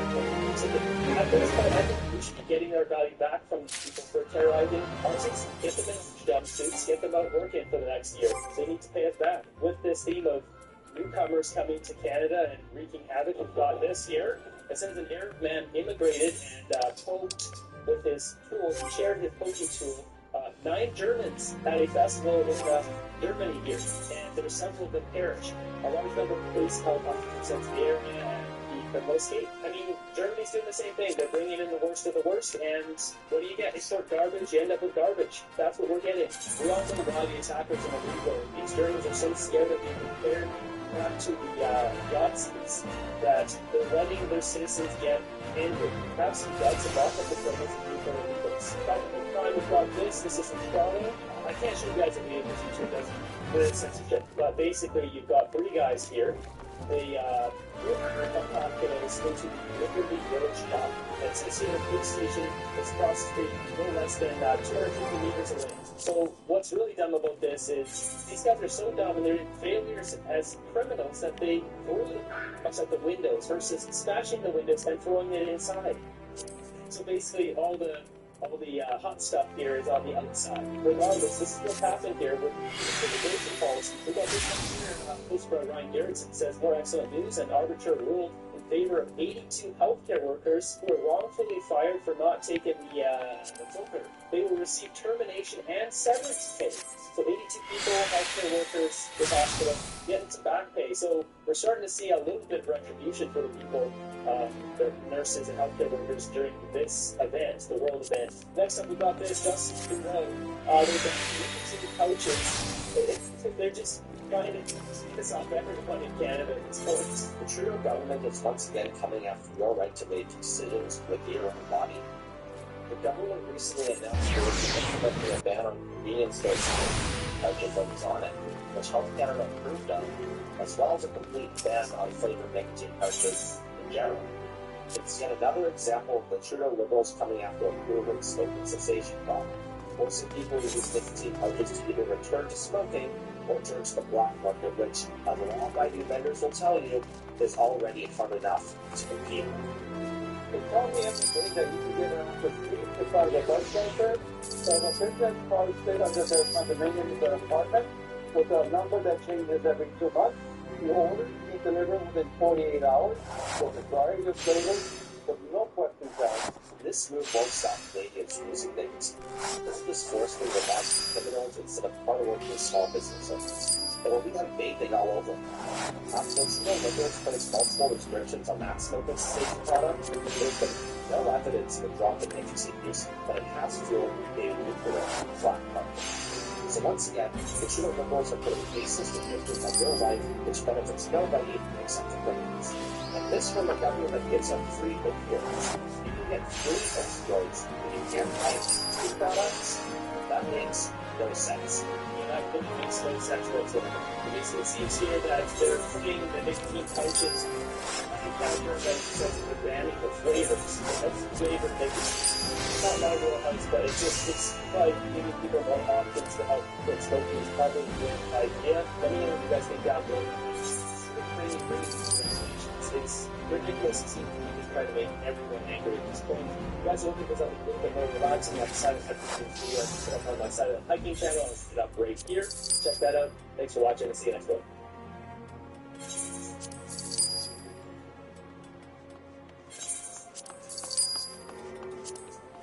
Welcome to the next edition of IRDS.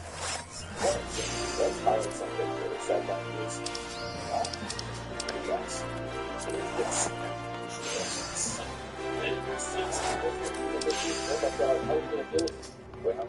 Well, right, as a contact devil gets for the first time, as a people that's stops. But problem, little bit, all of those are being so life sucks, then it sucks. Unless that is find someone or something else who belongs. Previous iPhone is government's money and not their 1990s the original fight was the blame for government housing costs over the last 9 years. Now Trudeau is taking the blame for the entire world. It's COVID different.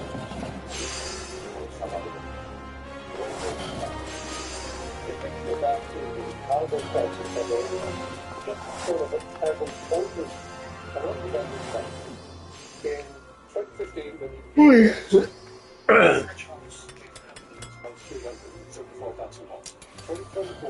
it's 850,000. We are reaching many people. What happened? How are the governments let this happen? Well, we could talk about the global economy, the inflation crisis, and the fact that we had a once-in-a-century pandemic. We could talk about the labor shortages that we're facing. We could talk about the fact that Canada has only about 4% affordable housing stock across the country. But the global factor is really double.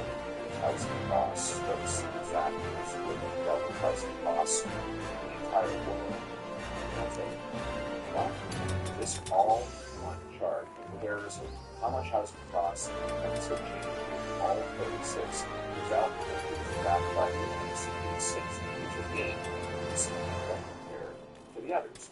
The higher the dot is above the line, the more housing costs outpace wages, and the more affordability worsen in a given country.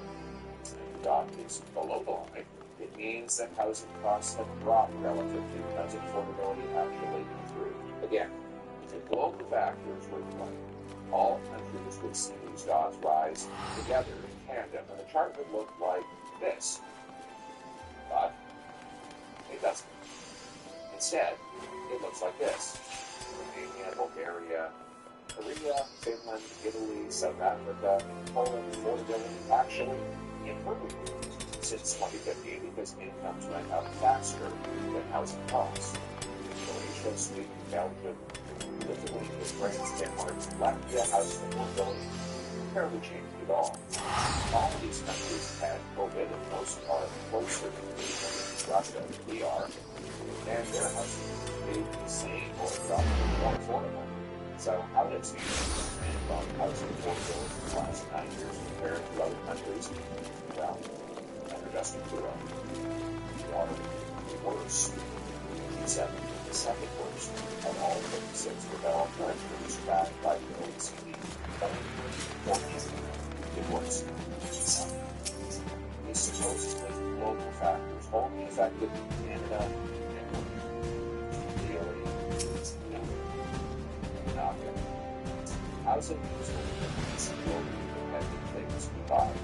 What goes into building our land? We don't import land from the world.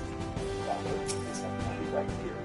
Space again, housing out here or Canada. Housing is homemade and unintended. The supply had nothing to do with the rest of it. So no, nothing to do with the war in Ukraine.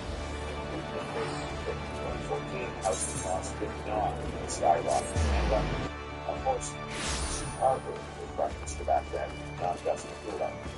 In fact, home building was one of the few disciplines that did not get shut down during the pandemic. Home building was actually higher during the lockdowns than it was last year. No, prices did not just go up because people were moving to bigger homes during COVID. Rent was rising gradually by the prices of small condos like this. Something that did not have happened when people were just dumping their rent property or country estates. In fact, all of the money and most of the housing today is here for either the Russia-Ukraine war or COVID that happened. So, and now we're paid by number of expenses. So what is the real reason the costs of development here? Well, real estate prices are determined by supply and demand. Let's break those down. Demand for housing is determined by the number of people and money buying homes. Immigration and money supply are domestic decisions made by the federal government upon therefore most directly the government grant massive debt to the government that reports the Bank of Canada to $47 trillion. And the impact of flooded countries that are voting markets begins to benefit without homes. And people leaving those homes. Canada built roughly 3 homes for 5 people last year. The worst housing deficit on record. Planes very much the working policies for that.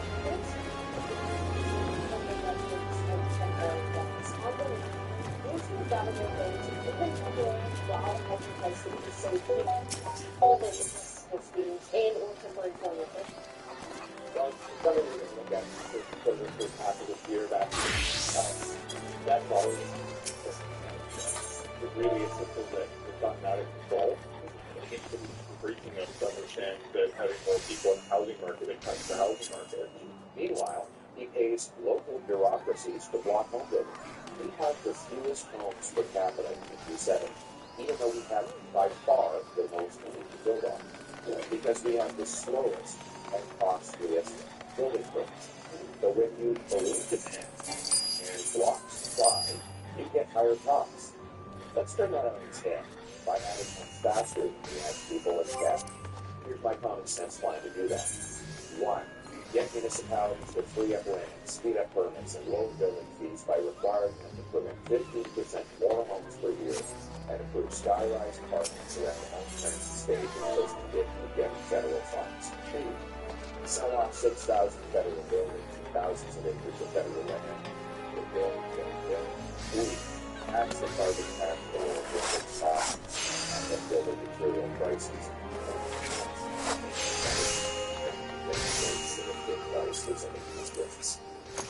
Build homes, not bureaucracy. Get results, not excuses. Common sense, not guess. Let's put it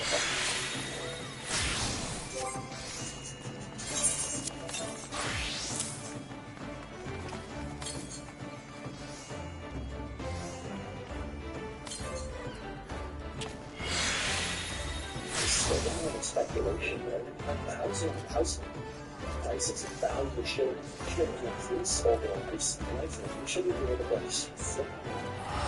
years later have a better price, right? And if there's something sustainable on housing potential investment and invest and this is an investment approach of using it as a way of generating more, as opposed to saying that everyone should have an opportunity to do this. Okay, so lots of words in there. Not quite sure what he's getting at, but I think I've heard the term fairness in there, Franco. Where's he going with this? What's your hunch with this? Yeah, it's really tough to tell, right? Okay, so on the one hand, you have all theories the story that home equity tenants will be right around the corner from the Trudeau government. On the other hand, you have Trudeau and some other of his members of parliament promising, don't worry, folks, there won't be a home equity tax. Don't worry, folks, nothing to see here. Well, you know what? Talk is cheap, especially when it comes from politicians. So Trudeau wants Canadians to believe that he isn't coming for our homes, and he has to prove it with his actions. And the number one way for the government, for Trudeau, to prove that he's not going to impose a home equity tax would be to remove that reporting requirement with the CRA. That is the number one thing that the government must do. On the Canadian Taxpayers Podcast, we have the official opposition leader, Pierre Poilievre, and Poilievre committed that if he were to form government, if he were to become the next Prime Minister, that he would do away with that reporting requirement, and Trudeau must do the same. That would be a big step towards trust, because I think I can speak for myself and probably a lot of our listeners. I have some trust issues when it comes to government. I don't trust them that they're not going to nail people with a home equity tax. All right, this would be a really stupid idea. If they start doing this, I can't imagine a reaction against it. Do you want to get on to other stupid ideas, like trying to other countries? Okay, so this one, Franco and I talk all the time, and he actually had to explain this to me recently because it's such a stupid idea. I didn't quite believe it. So, correct me if I'm wrong. So are we spending taxpayers' money, Canadian taxpayers' money, trying to convince other countries to give their people with a carbon tax? Do I have that right? Well, we aren't spending that money, Chris. You and me are spending that money. But the Trudeau government is. Yeah, the Trudeau government is spending $1.7 billion of our tax dollars trying to push carbon taxes on other countries, okay? So during one of these United Nations climate conferences that they'd love to go overseas and build taxpayers' money for, the government decided to launch what is calling a global carbon pricing challenge. And that's bureaucratic gobbledygook. We're essentially trying to push carbon taxes on other countries, to get other countries to put a carbon tax. So, not only are you paying the carbon tax every time you go to the gas station, every time you stand in the gas, stay warm, every time you go to the grocery store, well, it turns out you're also paying with your tax dollars for the Trudeau government to try to get other countries to adopt the carbon tax. Now, if that doesn't sound like a waste of money to you yet, or it gets even worse. So the government has this goal of getting 60% of global emissions covered by the carbon tax. Well, we decided to go on the machine, look at the World Bank, and it turns out only 24% of global emissions are covered by a carbon tax. Not only that, it gets even worse for them because 70% of countries do not have a national carbon tax. Okay, so let us see. Canada, 1.5% of global emissions. Canadians need to stay warm. It's a cold country. You need to drive far. It's a big country. Canada pays a carbon tax when 70% of countries around the world do not have a national carbon tax. Chris, not only that, 3 of the 4 world's largest emitting countries, India, Russia, the United States, they do not have a national carbon tax. Okay, so I'm almost laughing because I'd otherwise cry because this is so stupid. So we have a carbon tax here in Canada. We actually have 2. But we have a carbon tax here in Canada. It takes a ton of money out of people's wallets just for driving and heating their homes and going to work and eating, all that stuff, essential life stuff. We are also paying bureaucrats or whoever to go to a UN meeting and try to push a carbon tax idea onto other countries, which is also bad. But this is what I find funny about it, is that we're failing, right? Like, they're not convincing people. Is that the punchline here? Well, all you have to do to know that this is a complete waste of money, and that the Trudeau government has completely failed on its diplomatic efforts to impose carbon taxes around the world, all you have to do is look self-informed, right? The United States does not have a national carbon tax. You know, I'm sure a lot of our listeners, a lot of our audience, including you and I, were suckers for American politics. It's like, yeah, it's kind of busy right now, eh? Yeah. But you know what you'll notice during this presidential election is that both the Republicans and the Democrats do not support a national carbon tax, right? So think about it this way. If you can't even get your largest ally and trade partner, the United States, to oppose a carbon tax, then why are you wasting all this money and time trying to get all these other countries to oppose a carbon tax? But, Chris, like, the bigger point of this is that this just shows the most fundamental flaw of the carbon tax and of the Trudeau government's rationale for it, right? The Trudeau government likes to say that the carbon tax is about reducing emissions. Well, Canada, 1.5% of global emissions, has a carbon tax, while 70% of countries do not have a national carbon tax, right? Like, talk about totally avoiding the big side of the arithmetic here. Yeah, it is the big side of the arithmetic. And it gets back down to, like, I was BC director for a long time, and they've had 2 carbon taxes there for a long time. They've had 1 since 2008. It's really, like, the reason why Canada has a carbon tax, because it started there. And if you get down to emissions and stuff like that, man, like, they're almost always going up. Like, apart from lockdowns and things getting ground right down and shut down in 2020 and things like that, they're almost always going up. And then, of course, because, to borrow a phrase from an economist I know, the demand for things like natural gas and gasoline and diesel is inelastic. People need to eat, they need to eat food, they need to drive to work. It's not like picking between paper and plastic grocery bags here. And so that is why, even though they are nuking people with a carbon tax in British Columbia, making life totally unaffordable, generally their emissions keep on going up anyway. And that's because people need to still eat and move around. And so, again, I think this just perfectly exemplifies what a silly idea this is, that we can't even get the Americans to entertain the idea of a carbon tax. Like, they're both there during the debate. I mean, you're up there for 2 hours. Why not? No. This reminds me of, like, if you're going to a barbecue with your best friends, and you're the vegan, you can't convince them to even try your salad. Like, it's not happening. Just remind me of that. Alright, do you want to get to... There's a little bit of hope on the horizon, folks, when it comes to things like a capital gains tax. Do you want to get into our poll? Yeah, we do. Okay, so... look, I'm not... I know he's not. And get rid of the whole type of smart idea. Like, I know Trudeau and the current government in Ottawa, they don't care about this. I get it. They've gone out of their way to prove that they couldn't care about balanced budgets, right?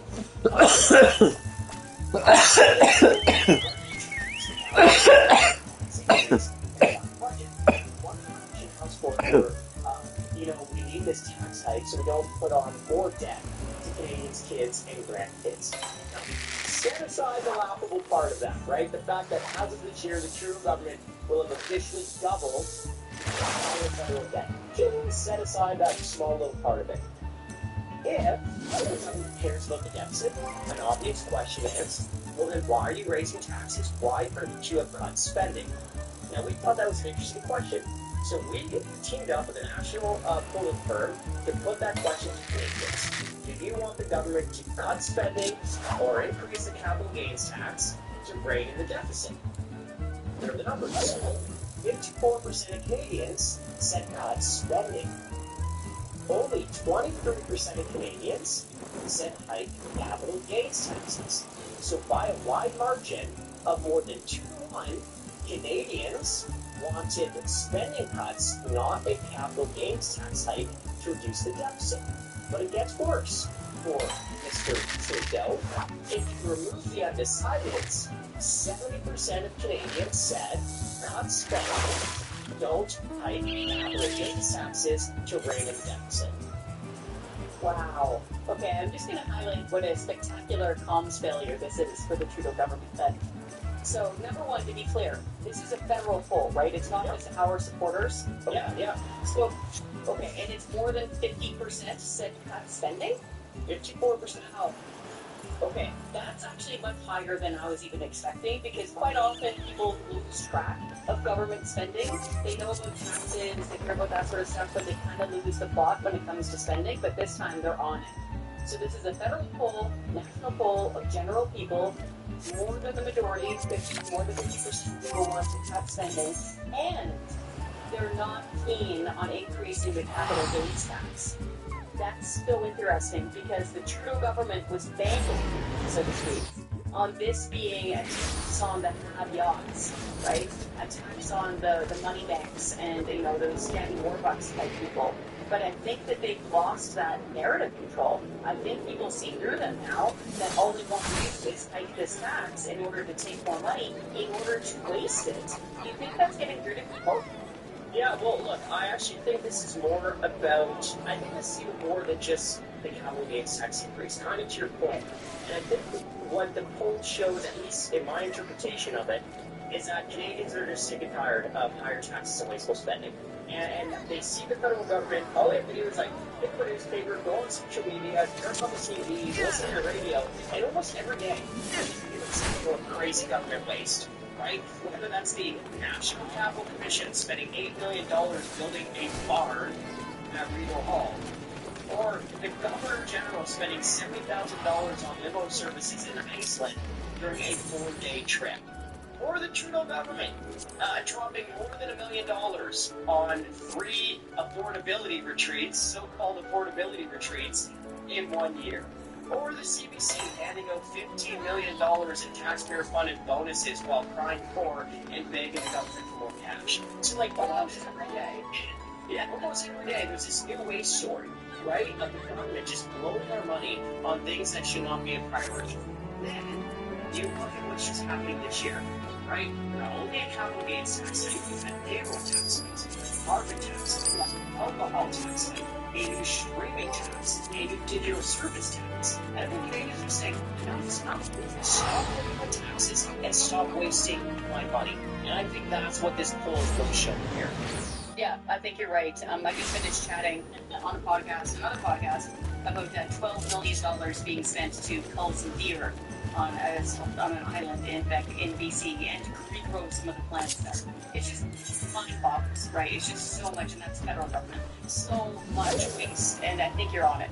I think people are just tapped out, they can't afford the basics anymore, and they realize that the government is largely the cause of that problem. Do we want to get into our taxpayer pro tip here, where we try to give sage advice to people? You go first. I do, and because mine kind of ties into this last conversation, and my taxpayer pro tip goes out specifically to Prime Minister Justin Trudeau and his cabinet ministers.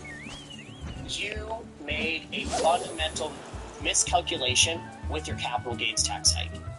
And I think you got to go read this poll, because I think this poll shows that you made a political mistake. So, folks, we all know that it wasn't about the deficit, right? We all know the capital gains tax hike wasn't really about the deficit. We also already know that the capital gains tax hike wasn't about tax fairness, which we hear about, right? Because if it was really about tax fairness, somebody's taxes would be going down. But for most Canadians, taxes are only going up. Okay, so what was the capital gains tax increase really about? Well, the Liberals thought the capital gains tax hike would be a political winner. They wanted to use the capital gains tax hike as a political wedge against their primary opponent, which is the Conservatives, right? They thought they would get some support from Canadians if they impose this capital gains tax hike. And a proof point of that is that they took the capital gains tax increase out of the normal budget bill so they could force an individual vote on the capital gains tax hike. That's right. For all these reasons, I think there's more than enough proof to say that this was all about politics. Well, you made a political miscalculation. And yet, the reason is Canadians are sick and tired and fed up with higher taxes and wasteful spending. So the Tyler approach goes out to Trudeau and his cabinet ministers, go take a look at this poll, then think about the poll and what it says, and then reverse course. Stop hiking taxes, stop wasting money. I truly hope they listen to you because people are really hurting right now. Speaking of wasting money and how much money this is going to cost, I just finished writing a column on, and there's so much you can write about this, on our electric vehicle mandate. So, for people who don't yet know, by 2035, so in 10 years, we won't be able to buy new gasoline or diesel-powered vehicles. All of the vehicles that we buy from a car dealership new are going to be zero emission, so electric.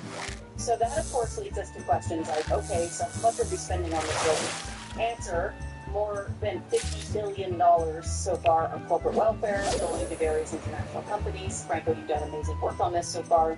But also, my question was, where is the electricity going to come from? And that question came up because a very practical reason. A few days ago, I was given an alert on my phone here in Alberta, hey, nobody use a toaster or a hairdryer because we're all going to have a blackout on our electricity grid. Not kidding. They said, stop using your appliances, everybody hunker down in the dark, because we're about to have a blackout, because we do not have that power. Okay, we have a shortage of electricity. It also said in that alert, Franco, don't plug in your electric vehicle. Folks, if we are all supposed to have electric vehicles by 2035, where is this energy going to come from? So my taxpayer project pleadingly goes to the bureaucrats and the spin doctors who come up with genius ideas like this electric vehicle mandate. Go do your homework. Grab your calculator, crack open some of those formulas, figure out things like where's the energy going to come from. Because here in Alberta, just for our own number of vehicles, we would need around 3 new nuclear power plants. Big ones, not modular ones, normal-sized nuclear power plants, just for our vehicles to be plugged in. So, and that would cost around, spitballing here, $40 to $45 billion. And that's just for Alberta. That's not covering any other province. So I'm urging the folks who are coming up with these lofty ideas of electric cars only in Canada that you're able to purchase, you have to do the grunt work and you have to do the math and ask things like, okay, where's the energy going to come from? Because to your point, Franco, we've got to double the debt. What we're paying on the debt and interest charges is the equivalent of the GST. Like, it's wild. We have money right now. We cannot afford to do this, and they have no plans to make us be able to afford to do this. So that is my taxpayer project. Don't just come up with ideas.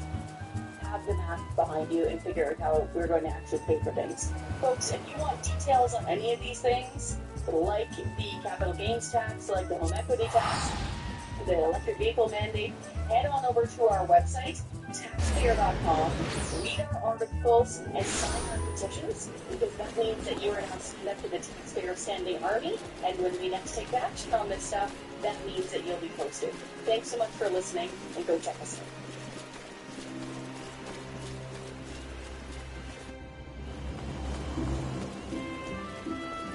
extra capital gains tax cash. And here's the thing too, right? Like when they talk about, they claim that they want the extra revenue to spend, or the debt will balloon, the deficits will go even higher, younger Canadians will be forced to pay for this crippling debt. Well, a couple of things there.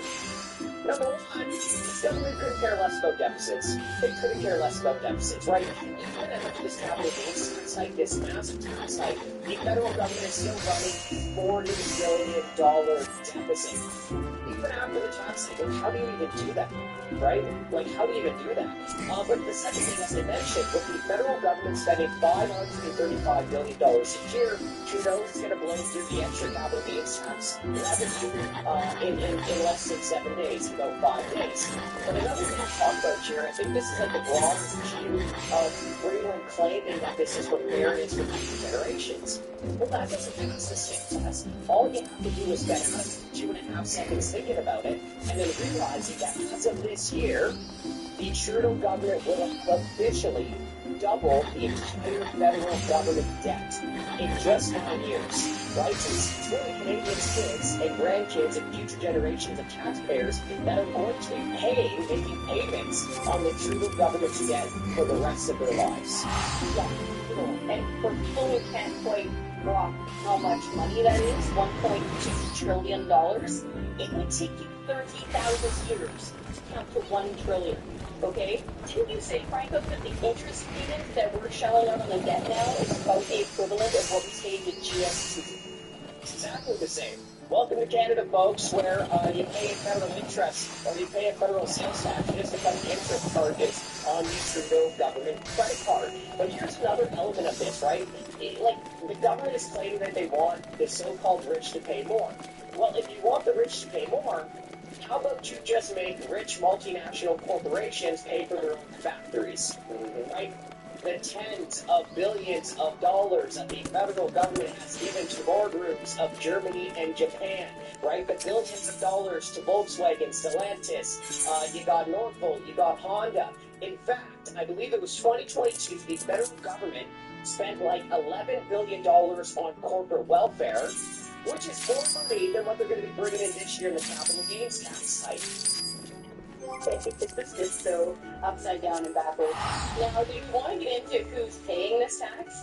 Because I'm pretty sure I'm right. Because I was on the Andrew Walker show and he was talking about this, but I haven't seen the clip myself. But apparently when Trudeau was recently talking to the New York Times, he just blatantly ripped off Pierre Poilievre's line of saying, oh, well, we're really concerned about the have-nots, not the have-yachts. So actually framing this as only people, mega millionaires with yachts, are the ones who are going to be asked to pay just a little bit more in order to cover their budget gap. You describe, there's the gentleman, Frank Roger, is getting nailed with this, because I tell you, I've been hearing from people who are physicians, for example, who've been told their entire lives, because they don't have a government pension to look forward to structure themselves this way. That is how they actually save, to pay for their lives once they're finished, once you're no longer practicing. And so I've been hearing from a lot of physicians and farmers. Well, that's exactly right, especially when it comes to doctors, for example. So, they're just trying to save for their retirement after saving lives their entire career, and now the Trudeau government is going to hammer doctors, right? And of course, when the Trudeau government discourages people from becoming doctors or from being doctors here in Canada, it impacts all Canadians with a worse healthcare system or lack of care. But you're essentially correct when you talk about this, because for people like small business owners that don't have that fat government protected pension, well, a lot of people have to rely on the sale of their corporation to fund their golden years. And up to that point, and where Trudeau is factually incorrect, is that it's not always the same type of people every year that register a capital gain. A lot of times, it's different people who register a capital gain when they're selling a specific asset. So the people who have capital gains tend to be different each and every single year. It's not just like this rich fat cat or a couple rich fat cats that at once this is going to impact. This will impact doctors. This will impact small business owners, the family business down the street. this will also impact or discourage that young, smart computer science graduate who could start the next Amazon here in Canada, or it's going to discourage that young, smart entrepreneur from staying in Canada and encourage them to go somewhere else and take the jobs and investment with them. But friends, let me just really hammer this point home. Even if you don't pay the capital gains tax, you should be against this for a couple reasons. Number one, this government doesn't deserve an extra penny from you or any other Canadian. And if you let the Trudeau government get off the hook with this tax hike, you can be sure that the Trudeau government will continue to look for more ways to take more of your money. Let me hammer the point home here for a second, okay? The Liberals never ran on a capital gains tax hike in their last election. Never ran on it. They have no mandate for Canadians to do this. You know who did run on this in their last election platform? The NDP. The NDP also ran on business taxes, windfall taxes, and wealth tax. Guess what, folks? Under the current scheduled election, the Trudeau government has one more budget left. So if it gets away with this capital gains tax increase, you can be sure that it's going to keep on raising taxes on more and more Canadians, including all of our listeners, potentially. I think you really nailed it there, and your description of who this affects is really good. And to the point, like, just picture it, you know, all joking aside, that I mentioned Smith, who was a commercial fisherman, his boat, okay, is an asset. All right, all of the rigging, all of the reefer that kept that flash froze the tuna, okay, that stuff is an asset. That's capital. Okay, when they sell it, that is where these sort of things happen. Okay, same sort of thing. Say you're running a mechanic shop for trucking. You have all that equipment. You have all of those trucks. Okay, that is capital. So the moment that small business person, who's probably employing tons of people for the last 30-something years, sells all that stuff in order to pay for his groceries for the next 15 or 20 years, however much longer he's got left on this side of the grass, they're going to get nailed with a higher tax rate. So don't let the Trudeau government tell you that this is all just magically going after these mythical people in top hats with monocles. Like, it's really childish, isn't it? This idea that as long as we can run Galen Weston down the street, jump on him, and take all of his money, that we're going to have all of our budget woes solved. It's really bizarre. Did you want to move to streaming here? Because talk about digging under the couch cushions for every last dollar that you can wrench out of Canadians. What about when people are relaxing on the couch and actually trying to escape this madness and watching their favorite streams? Do you want to get into that tax? Yeah, let's do it. Jay, why don't you let us know what's going on here? All right, I'll let you know, because I'm in my Joe Rogan outfit, as Frank would like to point out earlier. So essentially what's happening is the Netflix tax that we all worried about happening, that Trudeau talked about for a long time, NDP talked about, it's actually going to come to pass, and they're doing it through the back door. So, and we actually had a great quote in the op-ed out in the Financial Post a few days ago on this very subject. We had a great quote from Prime Minister Justin Trudeau. In 2018, he had a question from an NDP about whether or not there should be a Netflix tax, and I was thinking he's been on board with that for a long time. He specifically said, if we do this, it's going to hit Canadians who are buying the subscription to all of these streaming services. It will just increase costs, and he's against it because it will increase costs for consumers. Well, here we go 6 years later, and this is exactly what the government's doing, and they're doing it through the back door because we all know about Bill C-11, that's going to influence what we can say and see online. It's going to influence what we're able to watch, what we're not able to watch, and so that was a big concern. It was a really tough fight. Obviously, it got through the House of Commons. It is now law, although a lot of the regulations have been pushed off until after the next election. There is hope on the horizon for that, for those of you very concerned with C-11. But part of that bill is allowing the CRTC to impose a tax on these streaming providers so that it can go fund basically government special interest groups. So there's a 5% tax if these streaming services are making more than $25 million in Canada, and you think of Apple Music or Spotify, So if the revenue is higher than that, you all of a sudden have a 5% tax. It's going to a whole bunch of special government funds, like funding traditional news media in Canada, like funding DEI funds. So it's going to obviously a lot of places where we don't want to see our money going. But on top of all of that, 5% is significant, and you better bet that these streaming providers, Apple Music, Spotify, even Netflix, they are not just gonna, eat this and not pass it on to the consumer. What's gonna happen is exactly what Justin Trudeau warned about 6 years ago. If you increase costs and you impose a tax, that will be passed on to the consumer. So, folks have to be worried that when these C11 regulations do come in, what's going to ultimately happen is you want to sit down to watch Netflix with your family in the evening. All of a sudden, the cost for that is going to get more expensive. And of course, we all remember Finance Minister Chrystia Freeland saying, if your budget's tight, go ahead and cancel your Disney Plus subscription, which is what she did after she sat down with her kids. Well, guess what? That Disney Plus subscription, it's going to be getting more expensive thanks to her. So she might actually have to sit down with her kids again and talk about possibly canceling Netflix or Amazon Prime. Another thing that she shouldn't have said, because that really is sticking with her. That and when she said, "Oh, I'm car free." Just take transit, you folks in rural Prince Edward Island. Yeah, she's car free because she had the taxpayer funded chauffeur. We're not going to mention that in the park. Well, I was out east. I can't tell you how many people said to me when I was out in Atlantic Canada last night, like, this market is completely out of touch. And they will never about subways, and no, they won't. They won't.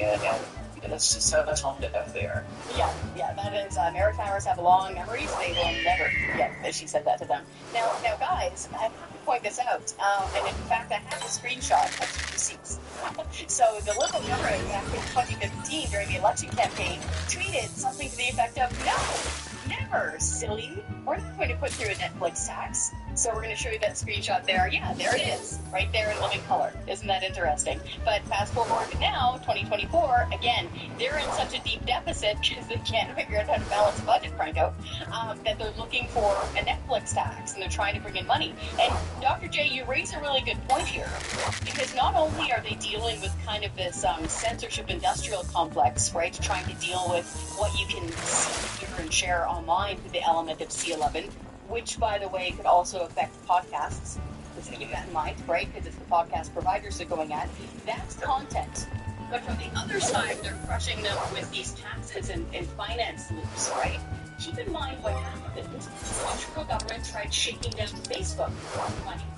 And they said, "Hey, we want to shake you down. You're some big, multinational corporation. We're going to force you to have what's basically a link tax. So that if anybody dares post a news article on the social media platform of Facebook, you guys now then need to cough up money to the federal government. The federal government will turn around and hand out that money to other media in Canada, mainstream media. Hey, newspapers, mainstream TV, and yes, the CBC, taking a big honking share of that. What was interesting is Facebook said no.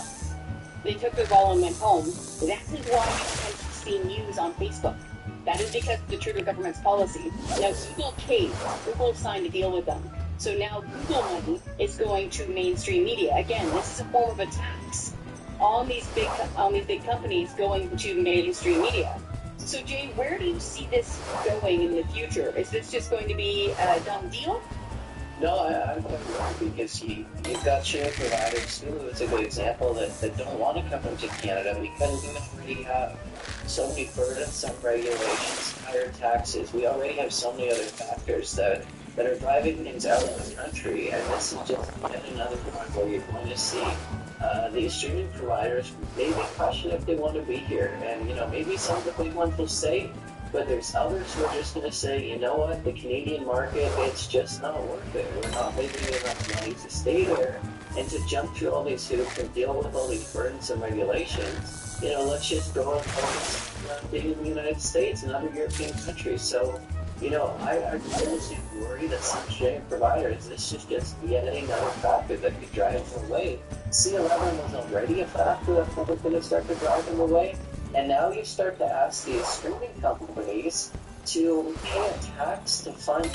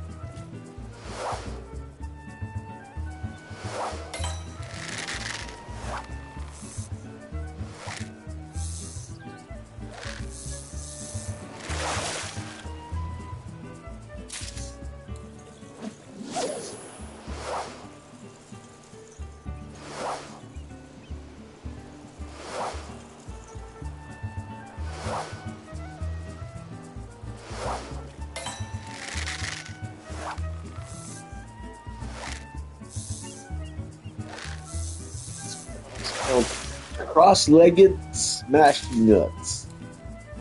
It's called cross-legged smashy nuts. Smashy nuts. Cross-legged smashy nuts.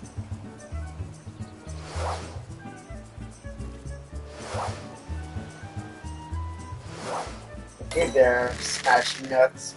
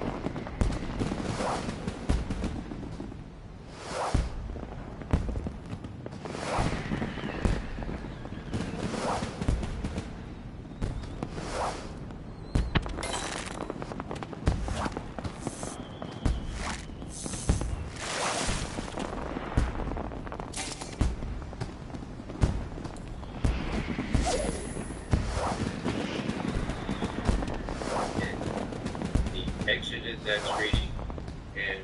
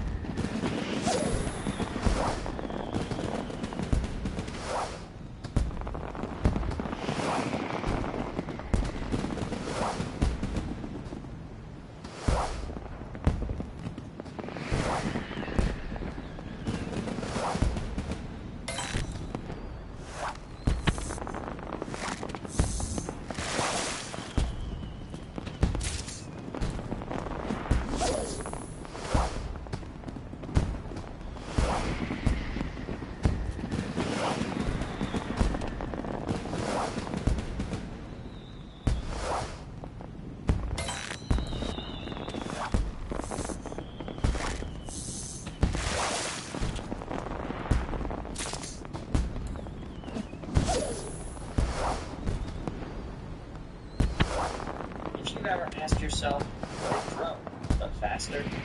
Crane apparently has asked the same question, and they rolled out what was a top secret weapon system.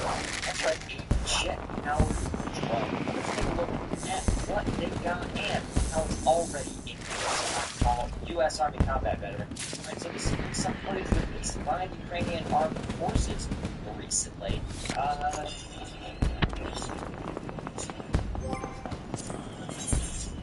Unveiling this jet-powered drone. Now, I want to point out some cool details, but first of which is, this is very compact.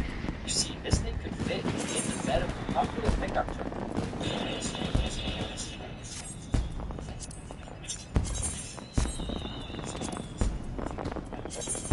Copyrighted. It's a good height. Why is it really nice about the video that just cringe like electronic?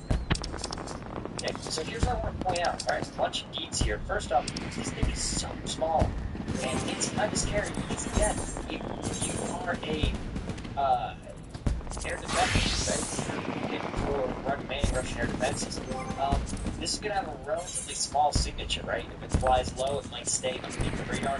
This looks more like a very intelligent cruise missile. It almost is like a cruise missile on a budget at this point.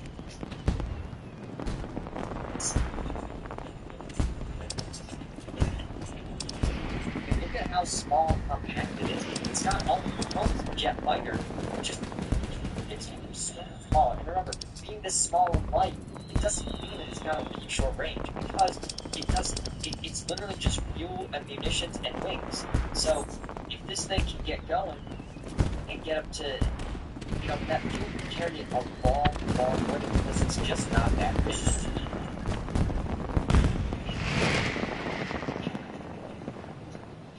And you can see here they also saved some room by literally having it lift off of its launch wheels. That's a pretty cool innovation. Saving weight and focus on the two most important things, fuel and munition. fine and how little runway it needs to launch. Again, you could launch this from, in fact, they are launching it from a civilian road. This looks like a roadway with a few hundred meters. I mean, the fact is that this isn't, while the cool part is obviously the fact that it's jet powered, and is clearly way faster than any other drone, it shouldn't be discounted the fact that it really looks like it packs a punch and can be launched again anywhere you can get a pickup, basically.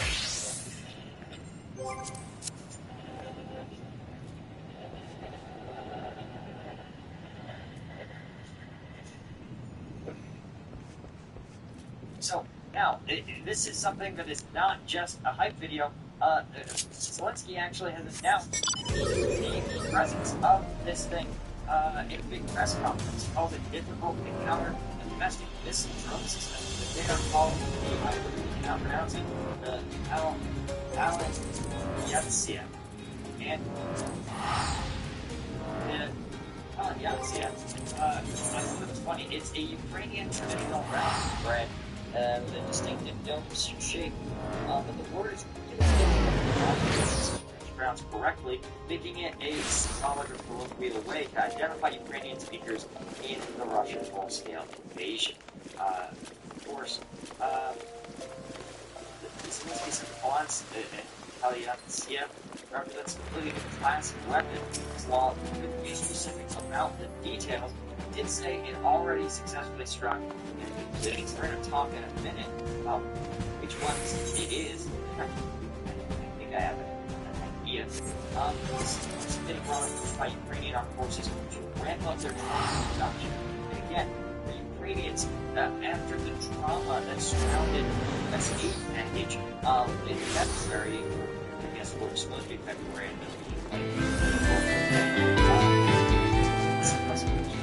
on foreign partners totally for arms manufacturing. We have to find ways to do things in-house. So if you are, of course, looking to handle your own business in-house, you may not need to turn to anywhere else. You may just need to make yourself more effective. That's why you should check out Strike Gun. Strike Gun has 90 milligrams caffeine in every piece, 100 milligrams alpha GPC, 0 sugar. It's got the equivalent of an energy drink in every single piece. So if you are working trades, you're a cop, firefighter, nurse, and you can't do the job all around Kansas stuff, you should pick up some Strike Gun. There's a lot of different pieces of refreshment, no sugar crash, and you get all the same caffeine. It's a no-brainer. So go to strikegum.com and pick some up today. I recommend a 5-pack, right? It's